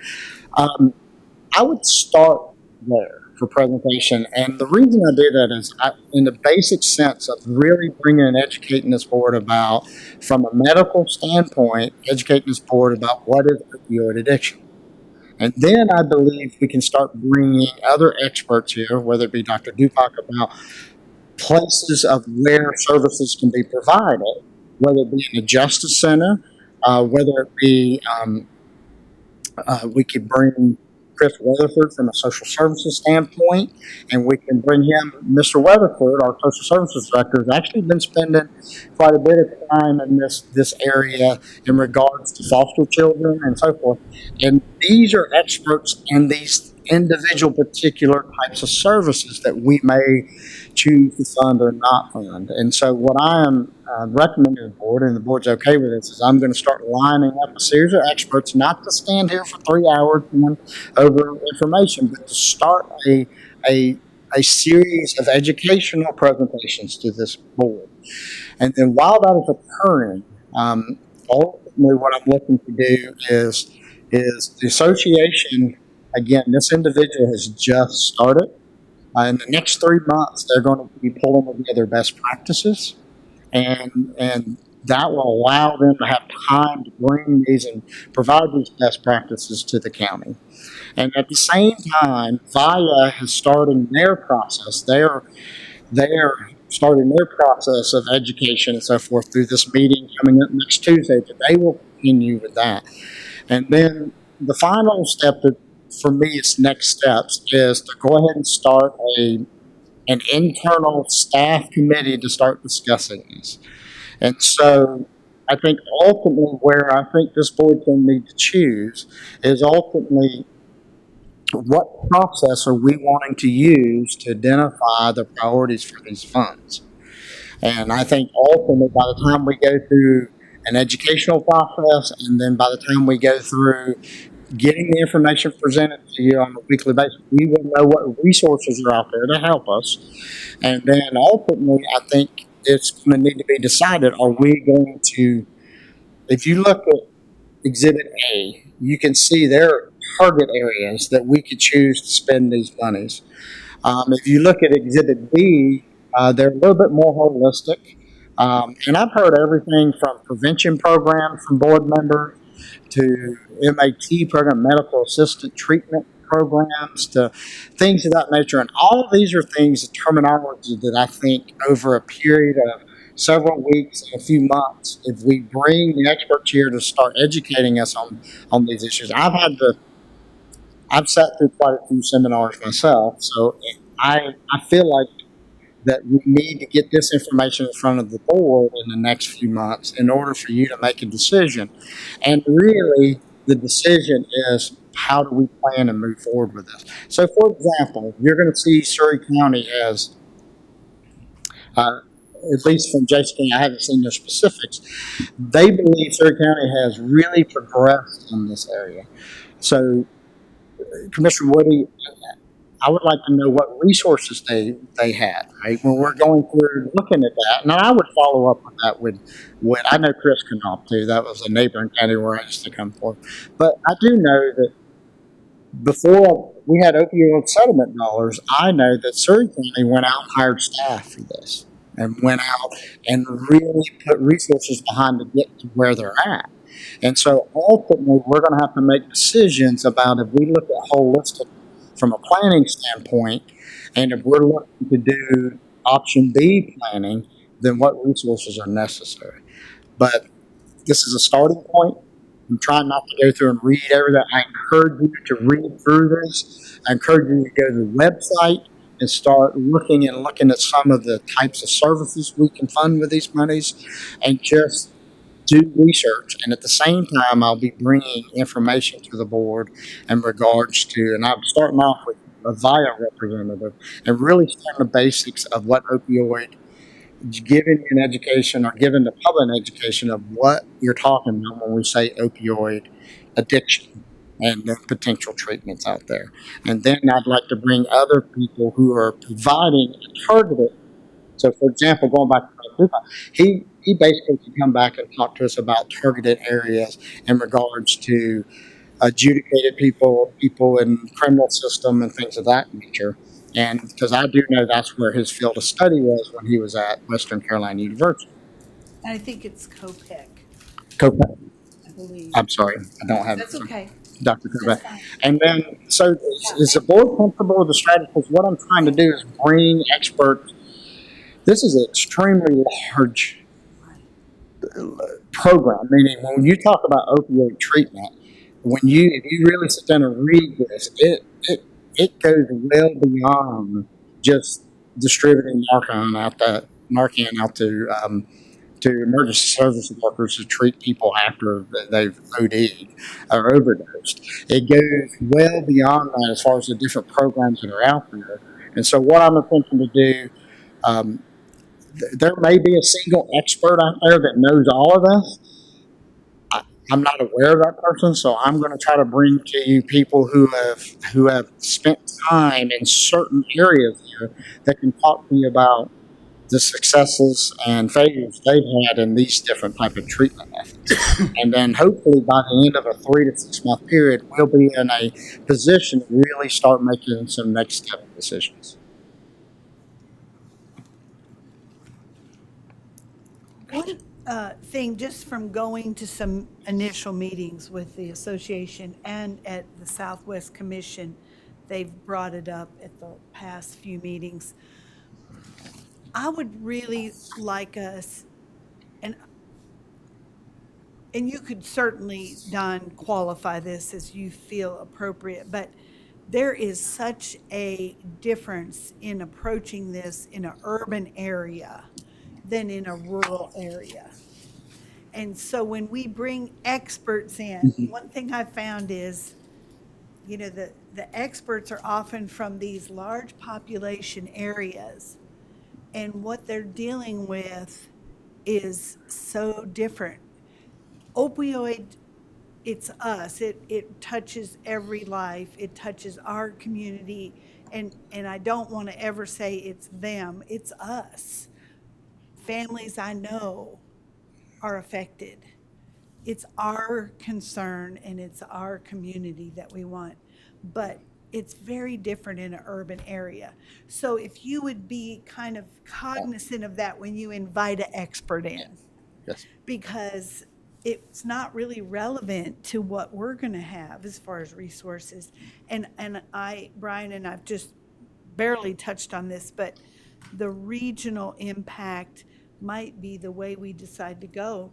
That's very different than it would be in an urban area where they're addressing it in a different way.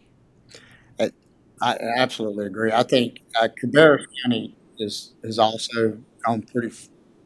Have done a lot of work in this area, and that's where the meetings being held. And so I'm not sure if they're doing presentation, but when Jason King was talking to me about it, he was telling me they've done a lot of work, and that really is an example of what you're mentioning here, because we're more like Surrey County Yes, that's than we exactly would what I be was Cabarrus County. And so that's the reason I really pointed out, well, that may be, because I know they put a lot of work into starting looking at not necessarily everything they've done is what we should do, but because they're not much larger, or they're not larger than us, have similar resources, then there could be some duplication there. What I do believe irrelevant as we go down this line and we start developing these plans and priorities, and do we holistically look regional or do we look internal? I think the answer is we're going to do both. Okay, and the reason I say that is because, for example, and I hate to keep bringing up, but the social services. I've been having quite a bit of conversations with social services director in regards to foster care, in regards to trying to figure out how to improve services to foster care, and a lot of it has to do with access to. It really is access to assessments and treatment, and it's not just everybody thinks in terms of a foster care child, which is really important. But when you're looking at families, family rights, and what they have to do as far as going through assessments and the things that they have to go through to get social services in the courts in a position to make determinations, it really does require access to mental health services. And a lot of times with substance abuse, the reason how does this relate to opioids, it does go back to substance abuse services. And so just the conversations that I've been having on Mr. Weatherford, he's trying to come up with concepts and ideas that could help unclog the system, and this would eventually not only better serve the child, but it could free up social worker time. It could help us move forward and make faster and better determinations for these children. And there is a portion of this that deals with substance abuse assessments.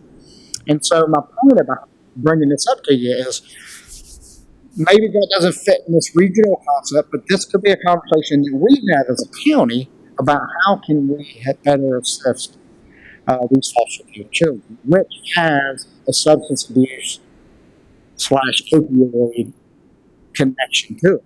And that's the reason I'm saying when we go through this process, we may identify different things that directly relate to opioid treatment, but we also are going to potentially identify services that may just improve services as a whole with or without these funds that we may want to consider during budget processes. And so I'd point all that out because at the end of the day, when we're dealing with trying to serve our citizens, opioid is a big problem. Substance abuse is a big problem, but it's a problem that's part of a larger social problem that we deal with our organizations. So I just want to point out that I think there's going to be a lot of things identified here that we can potentially move forward with to improve our services that are directly and indirectly related to opioid abuse. What would you think about getting a billboard that shows the overdoses each month to put it out there in the people's face? Because too many people sweep this under the rug, you know? It needs to be brought to light. We need to know how many people are dying, and people need to know each month. I think we need a billboard around, a couple of them throughout Jackson County that shows that. So, for example, then if you turn to page, let me find it real quick. 11,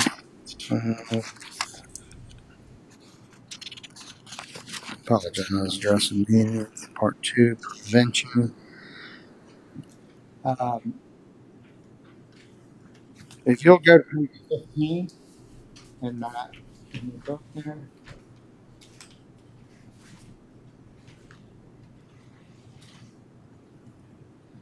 highly encourage you to look at and go back. Because what I try to do is organize, because, I try not to print the internet. As a joke, I'm saying try to organize in the table of contents way to focus on some of these areas. So if you look at page 15, you can see this is prevention. And then from a prevention standpoint,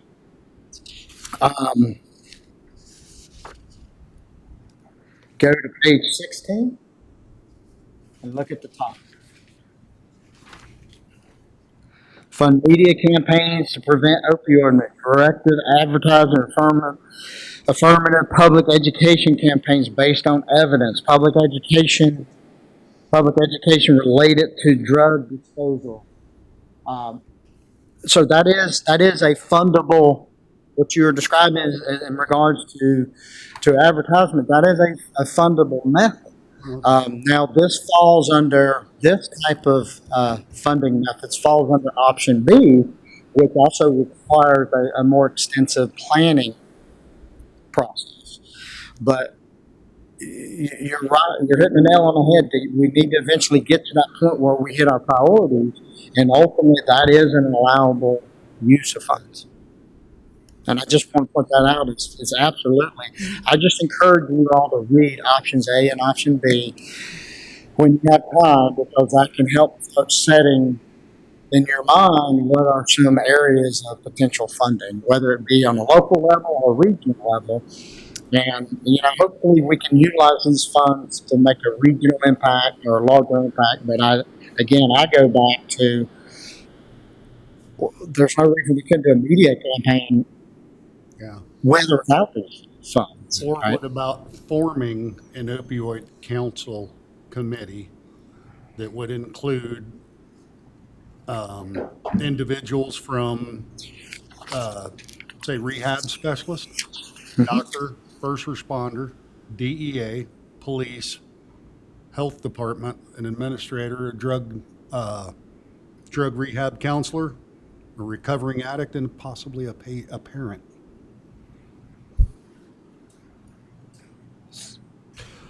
Well, the other thing I'll just mention, I think we have to take into consideration, no matter what we choose to do, just like the comments made earlier by our superintendent about pre-K programs that are grant funded, those dollars do run out at some point. And then the burden falls upon tax funding to supplement and take the place of. So I know this is 18 years, but I just think we need to think, if it's one-time expenses where you're just buying a billboard or you're buying a piece of equipment or something of that nature, but when we start having conversations, whether it talks about facilities or staffing or programs, that we have to keep that in our mind, that once you start something, you be prepared to either end it or fund it in perpetuity with other sources once this money runs out. And that could be an even more complicated when you get into regional concepts. So if I may, Mr. Chairman, if you would turn to page 20 into your book there, and Commissioner Stribling, I just want to follow up to your statement there. So they have given us a pathway for this type of planning process. So if you look at the very top A there, you see engage diverse stakeholders. Now, I'm not going to go through, you can read the rest of the planning process, but go ahead and switch over to page 21, because all that in page 20 is just the planning process. But then you can see the stakeholder involvement right there. It's sort of starting at not quite at the top. Mm-hmm. And you can see local officials, healthcare providers, social service providers, education, employment service providers, payers and funders, law enforcement, employers, community groups, stakeholders with lived experience. I believe you had mentioned something that lived experience. So these are people who are going through treatment themselves. And so stakeholders reflecting diverse community. And I just point that out because what you just read and discussed, that falls right in line with the blueprint that they've given for how do we proceed forward with developing a plan. Perfect. You referred to and used the word children a couple times during the presentation. Mhm. Is there a particular youth age group that has opioid problems, or is it like dealing with a family member? It's the family. You get into you talking about for foster care and what I was mentioning that. I'll go with it was more with Juvenile Crime Prevention Council, and that would be Coach Deet, Commissioner Deets, and Miss Baker's area. And are they having any discussion on the statewide level from that perspective? Well, JCPC right now is dealing with primarily with raise the age. You know, the juvenile age just went from 16 up to 18, and they're getting additional funds for that. So I think they're letting the state and the others work through. Of course, almost everything they work with has a result from opioids. So the programs that apply for JCPC dollars, of course, are working on this, like Heights in our area and others. But I think you're seeing the focus coming from the state for JCPCs on getting to raise the age and covering the juveniles now up to 18 years. So Well, and one thing, I think what Mr. Adams was referring to too was the fact that children are taken out of the home because of substance abuse. They're neglecting or leaving their child unattended or something to get their drugs. So that's where that connection comes in more than the children themselves being involved in the abuse. yeah, you're exactly right. I'm referring more to that when I was talking about social services and things of that nature. And the reality is on that, we don't want our children obviously in an abusive home, but the reality is that's the immediate solution. Is not to just permanently remove a child from home. You go through a process, and part of that process is seeing whether or not the family members have access to resources, to treatment, to things of that nature to go through. This is not a short process. This is a very long process when social services is working with this, and so that's where when I talk about Mr. Weatherford's conversations with me, it's really about trying to figure out how to provide the resources needed. Hopefully you can place the child back in his or her home, but sometimes you can't. But it's taking us a lot longer potentially to get to those conclusions because of access to services and things of that nature. And that's just, I point that out because that's one element, just like we talk about when we start talking about adjudicated individuals with the court, or we start talking about issues in jail or incarcerated people, that's another area of service. And that's the reason I want to point out that this is very large. And then you get into service where you're just trying to provide additional treatment for just the general public. And so that's the reason I encourage you to go back and read. I'm trying to give us an initial blueprint and go back and look at the services that are being discussed here, and then you will start seeing what I'm seeing. I just use these as examples, not necessarily as this is where we target or don't target. I'm trying to give you just a couple of examples of where you're going to see multiple examples of where the need is, and that's where I think getting input from a diverse group long term is where we're going to need some version of input from a diverse group to help this board make final decisions. But we're not there yet, and I think we need to go through a 3 to 6 month process of education, figuring out what resources are available that help us get to the next steps. Is there a timeline on when we have to expend these funds? As far as I know, they just distribute over 18 years, and then we have to account for them separately.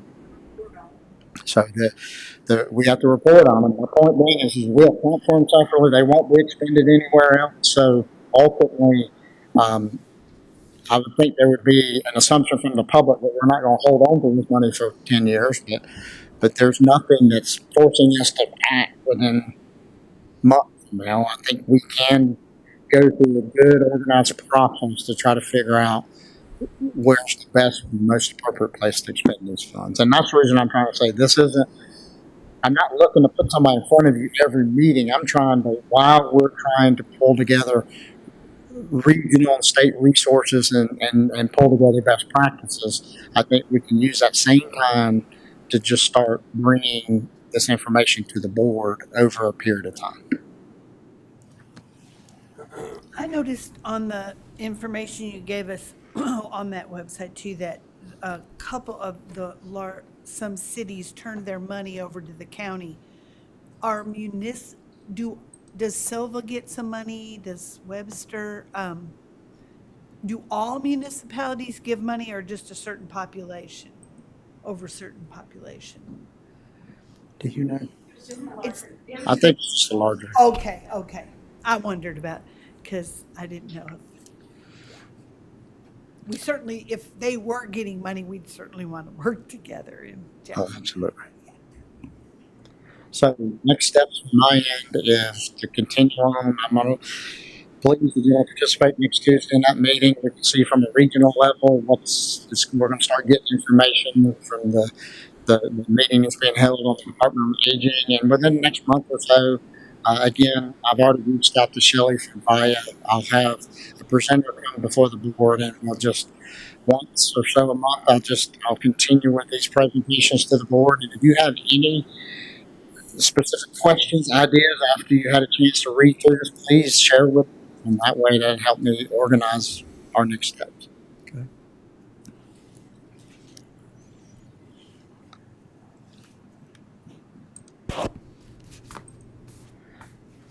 Mr. Chairman, that's all I have on that. Sure. Unless there's another comment or question. A lot more to come in months and years ahead.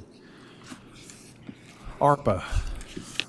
Yes, sir. As you should have in front of you the letter. Let me find this for me. Guess I can't see it. So, Commissioner Jones, this actually is the exact number, the numbers you're requesting in regards to what ARPA funds are available, and so I provided just some previous information in this first paragraph, just reminding everybody the amount of money that we received, reminding everybody that under the rules we're allowed to utilize this as revenue replacement. And so, as you recall, we can utilize up to $10 million of ARPA monies to replace revenues.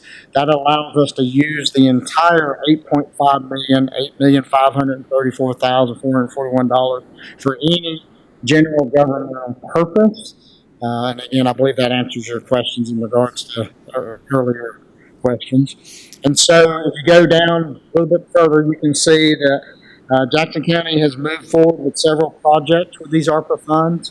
The $1,210,451 for public safety, the $2,174,498 used to match Dogwood grant for a domestic violence shelter and some planning of homeless services. And then, as you recall, the board has set aside up to $600,000 to match those broadband grants that were being submitted to the state. And so that leaves $4,549,492 available. Just a reminder to the board, other ARPA conversations that we've held, that's been held, relate to responding to negative impacts of public health emergency. These discussions have included, we've always discussed awake facility needs and then developing a nonprofit application process for those entities that perform human service functions. Switch page. So other concepts we discussed is broadband, and I went ahead and included that. I know you've awarded $600,000 of matching funds, but if you recall, there's going to be another opportunity that comes. We still haven't heard the results of those grant applications, but the next opportunity is going to be the North Carolina CAB, the Completing Access to Broadband Grant Program. If you recall, that's more specific to the county involvement on the location of the potential broadband expansion. We're going to have a lot more involvement in those conversations in this next program. And of course, Ms. Henry will bring back that information regarding that. Other that's been briefly discussed is building a park and then affordable housing. Generally, what I'm requesting is that the board move forward with reviewing the awake facility needs and to entertain the needs of other nonprofits who perform human services functions. I will propose that we invite Awake to the board to discuss their physical facility needs. I believe the Awake project would be a good model of creating and accepting and looking at other nonprofit applications as it relates to human services. And the reason I say that is if you look at Awake, their primary mission is to serve child abuse victims.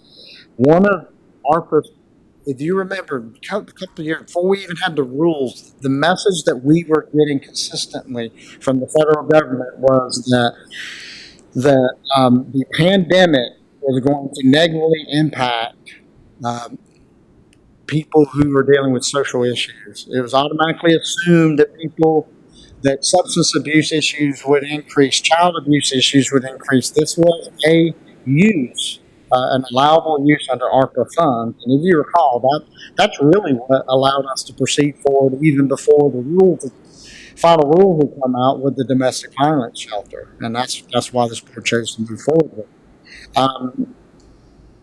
So it's determined that the pandemic greatly exacerbated these problems. This request, and there is a request that's coming from Awake, it is a one-time expense. They're attempting to repair their facility and update their existing facility. They have developed multiple partnerships. Anywhere from these partnerships range from real property donations to a significant fundraising effort. This is why I'm saying it's a good model, because it's not necessarily a nonprofit coming and asking us to build a building. They've gotten pretty far along with fundraising efforts, getting their building donated, things of that nature. So it's a pretty good model, and they are serving a population group that these funds were originally intended. This effort has significantly reduced what the request would be. And then finally, with Awake, they have a long history with us. And what I mean by this is not a new nonprofit group. This is a group that consistently works with law enforcement, consistently works with social services to help provide services that honestly we can't do without. And so that really is how we develop our other nonprofit partnerships. If you take a look, whether it be Mountain Projects, whether it be United Christian Ministries, things of that nature, we're partnering with these programs because they're providing human services they're providing services for these types of needs that either we can't do directly or we felt like they can do better or more efficiently or effectively. And so it wouldn't be possible to serve these victims basically without a service like Awake. And so ultimately what I'm looking to do, I'm requesting the board to see if this is okay with them, is to bring Awake here for them to go through their project with the understanding that we would consider ARPA funds. Now, if we don't want to use ARPA funds, and this is a general request, generally speaking, we don't, unless it's an emergency, the board doesn't entertain mid-year requests. Because this is ARPA funds, this is a little bit different than your standard budgeting process. And that's the reason I would ask the board to consider utilizing ARPA funds for this request. And I do believe this would allow us to proceed forward with trying to work with other nonprofits. And this has been discussed with this board before, that do they have one-time expenses, non-ongoing expenses, things of that nature. And so at this point, that's the request before the board to start this process with Awake. What's the thoughts of the board? Do we have an idea, just without hearing the presentation from Awake yet? Do we know what kind of money we're talking about? About 65. 65,000. It's they've gotten the facility donated. They've raised over 90 out of the 150 to 60, that 50 something that they need for renovations. So that's a significant difference than somebody, I don't think our intentions would be to walk in and fund large programs. my understanding of our previous conversations about working with nonprofits is for them to come in. There's no cap in what we're talking about, but to come in with a vehicle request. You do a couple out of vehicle, that's $20,000-$30,000. So a vehicle, things of that nature that they need assistance on that are one-time expenses. And that's the reason I'm saying this is a good model, because to have this conversation, because they've done a lot of effort to try to take care of this need without initially coming to the board. So it would be a good model to show other nonprofits to say, we want to partner with you, not to be the sole funder. Commissioner Woody?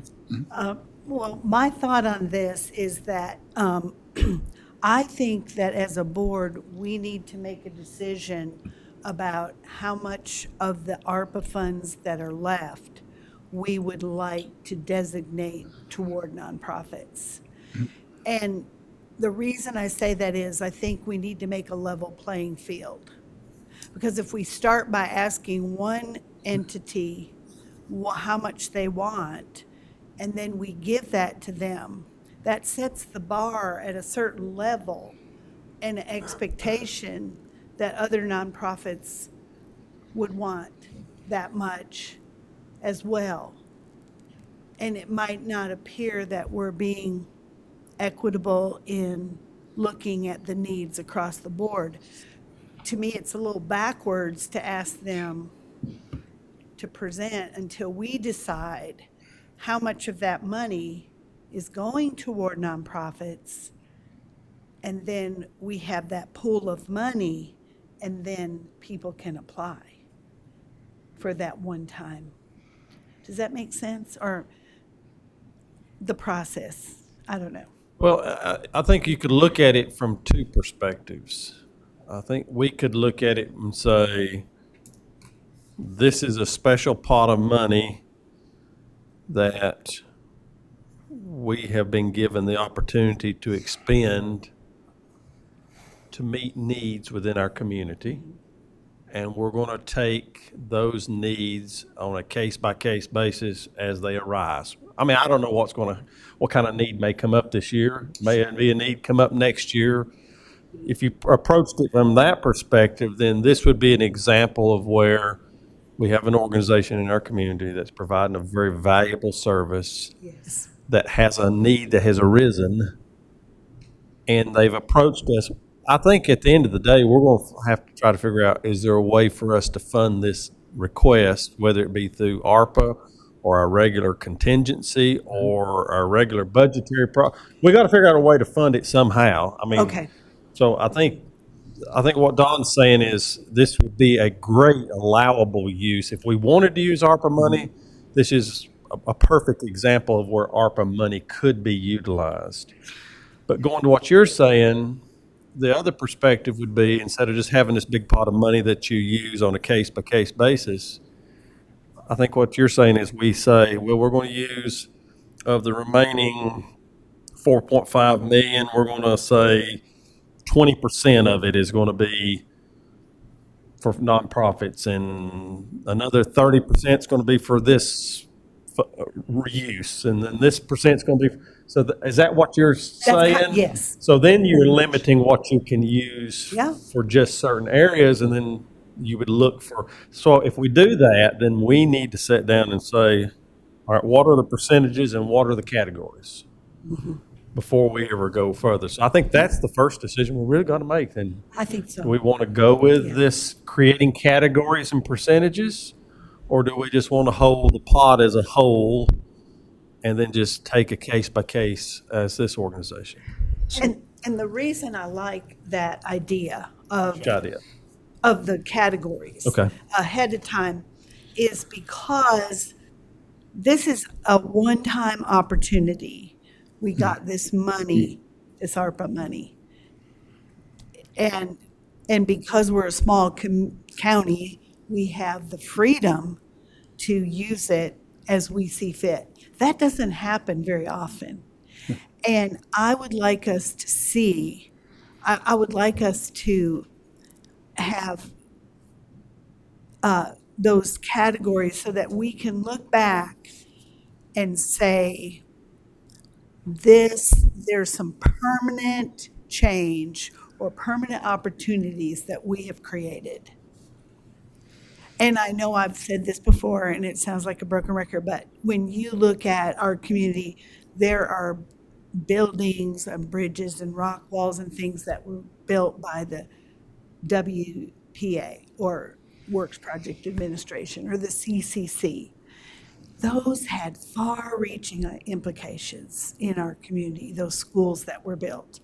Savannah School and just different. So I feel like looking at that, I think that that's a legacy that we could leave by some of the things and helping Awake would certainly leave a legacy with that building. I mean, it's going to be an ongoing service. But if we don't make those designations, it's just going to be put here and there as needs arise that are real. I'm not minimizing that, but it's not to me as intentional as if we, and maybe I'm the only one that feels that way, and that's fine. It's certainly, we're a board of 5, but I'd like to have that discussion. Okay. Commissioner Jones, did you have a I got comment? a comment. We took that 8.534 million from ARPA funds to total, and we've increased it up to $10,700,000 by you partnering with Dogwood Trust. Yes, we did. So I think as we look down the road, that type of partnership of matching funds with various entities is another avenue to look down. That's a good point. And that's, I absolutely, going back to Commissioner Woody, that at the very beginning of this, if I can go back and pull where I was trying to recommend categories that we could do, nonprofit applications have been part of this whole conversation from the beginning. The only thing that I would mention with Awake is I would say this too. Awake specifically has been mentioned in every one of my programs at the very beginning of this. And they have had this need well prior to the beginning. The reason you weren't dealing with this at budget time, okay, is because of behind the scenes, just having conversation with Wade, we're going to set up an application process and things of that nature. And I won't hold that out. I'm not trying to single out that they can make them more valuable than other nonprofits. I would just say the only difference is that behind the scenes, there's been a lot of conversations going on. So initial, I don't know, I do know, and again, I know what the formal request of the board, but, they didn't even own the building. And so as they gone through, instead of coming and having a conversation with the board about purchasing the building, they were able to get people to donate the building. And then they've been doing massive fundraising to renovate and get the building. And ultimately where they're at is they've sort of maxed out partnerships, which we're talking about in regards to, that's the reason I say this is a good example, because it's not just a single request. And I would say the only difference is now where they're at is to a point that they're having to make, they're renovating, making a decision. That's the only thing that I would mention that I think is different than other nonprofits. Any other nonprofit could have done our regular budget season, come in and asked. We have some ask for more money, and they didn't get it. I think they've held off in anticipation of this conversation, and I just would mention to the board that within the next couple of months, I'm trying to move forward with the process with them. What is the timeline that Awake has for their project? Where they're at construction, I believe that the last conversation I had was that they're really, if we're going to help, they don't want to wait till this. It's really December, prior to December, that they're needing to know whether or not we're going to be able to help them or not. But They're putting the siding on right they're now. going through and they're fundraising and they're going through, but they're needing that. They're needing the money, but so really, honestly, this needs to be having a conversation in September and October. Well, let's just go ahead and invite Awake to come and present Okay. their request, irregardless of where we take the money, I don't think there's any single one of us here at this table that doesn't want to support a wake and recognizes the huge impact they have on our community for children. Let's go ahead and invite them to come and present, and then we'll work out the details about how we're going to fund it and from what pot to take the money at a later date. But going back to Commissioner Woody's point, how do others feel about categories? Because here again, I just did, and I'm not a mathematician. Just state that up front. So, I just did some quick math based on the initial amount that we got, the 8.5 million. Let's just say we've already allotted 1.2 million to public safety. That's 14%. So another category was the domestic violence shelter. I don't know what we'd call that category, but that's 25%. The 2.1 million, the 600,000 to broadband is 7%. So, if that's three separate categories right there. So if we're going to go with your concept, Commissioner Woody, then we need to, as a board, come up with what are the categories and how are we going to allocate the remaining amount, because then that will drive the conversation. Well, if we say nonprofits are only going to be 30%, then we'll do the math of what's remaining and say here's what's left, and so it might be that Awake takes the majority of that if we decide to use that, and then there's not much to have. Does that make sense where I'm? It does. So, what's your thoughts about categories, or leave it as a whole pot to use at discretion when we want to? I think we'll leave it as a whole pot. Okay. Commissioner Jones? That's what I'd say, whole pot. All right. I'm going to say whole pot too, so. And I'm saying categories for the record. Well, I believe, I think we're going to do. I think we're going to do. We're going to lock ourselves in. I think it's going to be similar, because when I go back to Awake, we're dealing with an organization that we already deal with, so there's no vetting. I'm not questioning Awake. So I'm justify it's- Awake. But this isn't about weight. What I'm stating here, what I'm saying is this could be another nonprofit that we're already dealing with. There's value if you're going to start off taking. And I just want to throw this out for thought, not for you to decide today. But if you're going to go down the process of taking applications or requests mid-year or non-budget year from nonprofits, the reason I say this is a good model to start with. Doesn't mean you limit. You can eventually expand or go do other things, but we could start off by having discussions with people that are nonprofits that are already in the human services business, that we already contract with and do serve. There's a lot of value in this, because if we just open it up to any nonprofit anywhere, there's a vetting.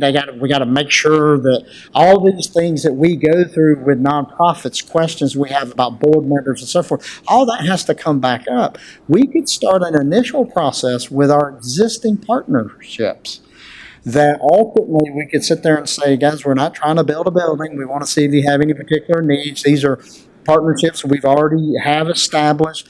We want to make sure that they've gone out and attempted to fundraise and attempted, what are the partnerships? That's the reason I keep pointing it out. Have they gone out and done other things to try to achieve their goal? This is why I describe this as a good model, because it could limit. So it's not just a broad open request. It's, hey, we want to work with existing partner or nonprofits to see if you have any needs out there.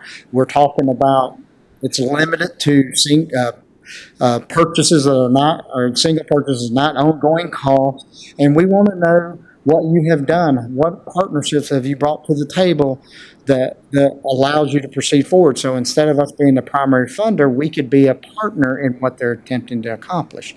And I really think that's been some of our previous conversations, or at least comments that have been made by board members. And that way, it's not just a wide open nonprofit application process. It's starting it off with established relationships and seeing if there's needs out there. That's why I think this is a good model. Okay. All right. Any other thoughts? All right, we're going to move on then. All right. Item C, state of emergency. This is something I asked Don to put on the agenda I know, I heard a presentation on NPR several weeks ago. And there's been some discussion about the governor is going to be lifting the state of emergency for North Carolina. We've been under a state of emergency, what, 2.5 years, something like that? And I think the governor's action is to take place, do we know the date? The 15th of August. So we have a meeting, obviously next week on the 16th, and we have local states of emergency in place that mirror what's happening in the state. So I just wanted to bring this up today. I know in my capacity as chair under state law, I have the authority to declare these locally, just like the governor does for the state. And obviously it's a process, but I wanted to have this conversation, and I wanted to hear from our staff to make sure that we were in a position that we felt like it was okay for us to also lift those declarations locally. I think there's a point in time where you have to move on, and are we prepared? So that's why I wanted to talk about it today. So a couple of comments is, first is that, I don't want to speak for you, but Mr. Chairman, the county has generally consistently moved forward in these matters with the state of North Carolina and follow the direction and actions of the state, the governor's office, and the Health and Human Services. Right. So that has been from day one, whether it be the chairman's action or the health department action, we have consistently followed the lead of the governor and also of the state health director. And so We didn't just arbitrarily decide we're going to declare something today. It was based on recommendations from professionals. And recommendations from the health director and emergency management and so forth. So the chairman on his conversation is if he chooses to take us out of a local state of emergency, that really is consistent with what's been occurring for the last 2.5 years. And so as far as we know right now, the governor, everything's still moving forward, right? But the August 15th, I believe, is when the state of emergency ends. And so I did have a conversation with our health director and our emergency management coordinator.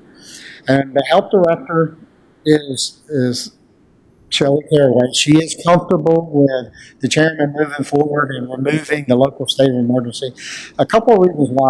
Also, if you look at the governor's action, there are some things that were done legislatively, and there's things that were done that has empowered the state health director and so forth. And Shelley Caraway believes that empowerment really removes the need for a local state of emergency from our local health director's standpoint.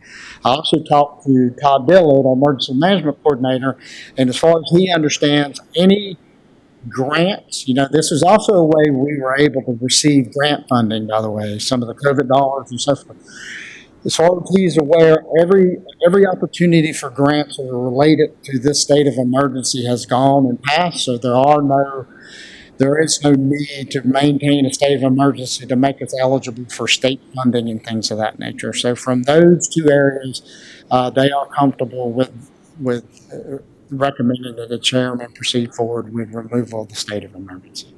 And then the only final thing, if the chairman chooses to move forward with is, and we can talk about it in a second, is I do want to talk about state of emergency leave.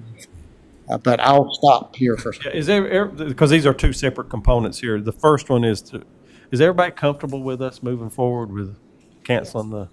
Yes. I think trying to be consistent with what's happening in the state is a good thing. Yes. Okay. Well, we'll prepare the documents to proceed with that on Tuesday. Now, here's the second component that this board created, a policy, a separate leave policy to address people who are out on quarantine and who had contracted COVID and that kind of stuff. And so I'm going to let Dawn talk about how we should proceed, or the recommendation from staff on how to proceed forward with that policy. Okay.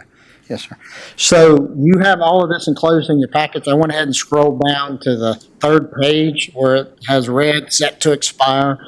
Well, when the state of emergency was declared and the pandemic hit at its height back in March of 2020 and April of 2020, the board moved forward and provided additional state of emergency leave to our county employees that allowed for them, if they contracted COVID or had to be quarantined, or if their daycare shut down and they had to stay home. I mean, it's all related. It was extra leave that was granted to our employees to basically deal with issues related to the pandemic. So to give you an idea, at the time there's about 409 employees, and they were granted, I believe it's 160 hours, is that correct? 160 hours of potential leave to be utilized for COVID-related issues. Currently, we have 271 employees that still have an average of about 110 hours not used. So, although we're out of a state of emergency, we're still in an endemic. We still have COVID. We still have people that if they catch COVID, they are required to quarantine, and or they may be, hopefully not, but ill and have to stay home. And so in a sense of fairness, what we're asking the board is, I'm going to scroll back up to the top, and Kathleen, our Human Resources Director, Ms. Breedlove, she apologizes she can't make it. She had an interview at 2:45, so if we'd gotten through this before 2:45, she would have come and presented this information, but she is currently in an interview at this point.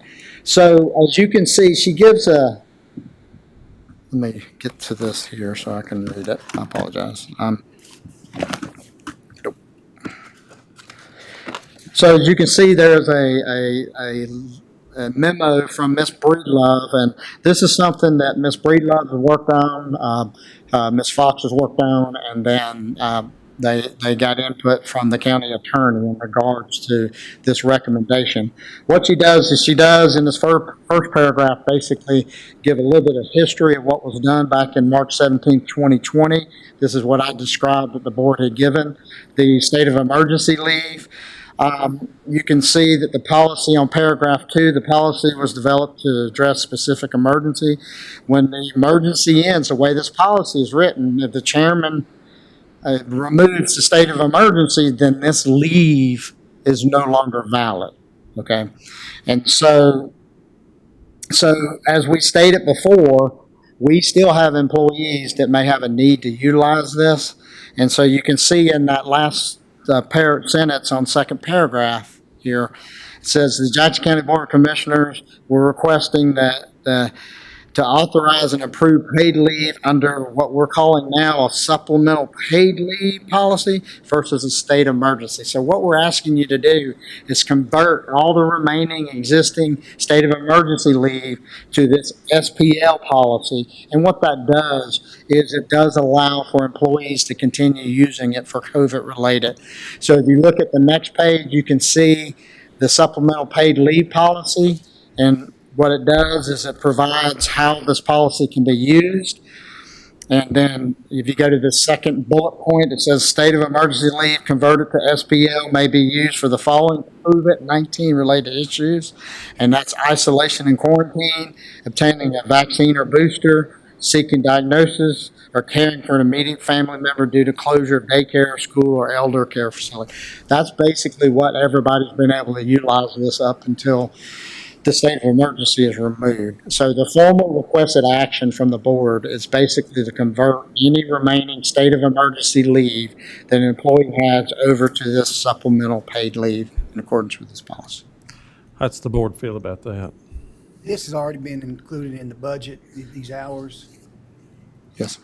I mean, if we remained in a state of emergency leave, then all the leave would We'll remain. do it next week, but just trying to get a poll of the board to see. I'm all for it.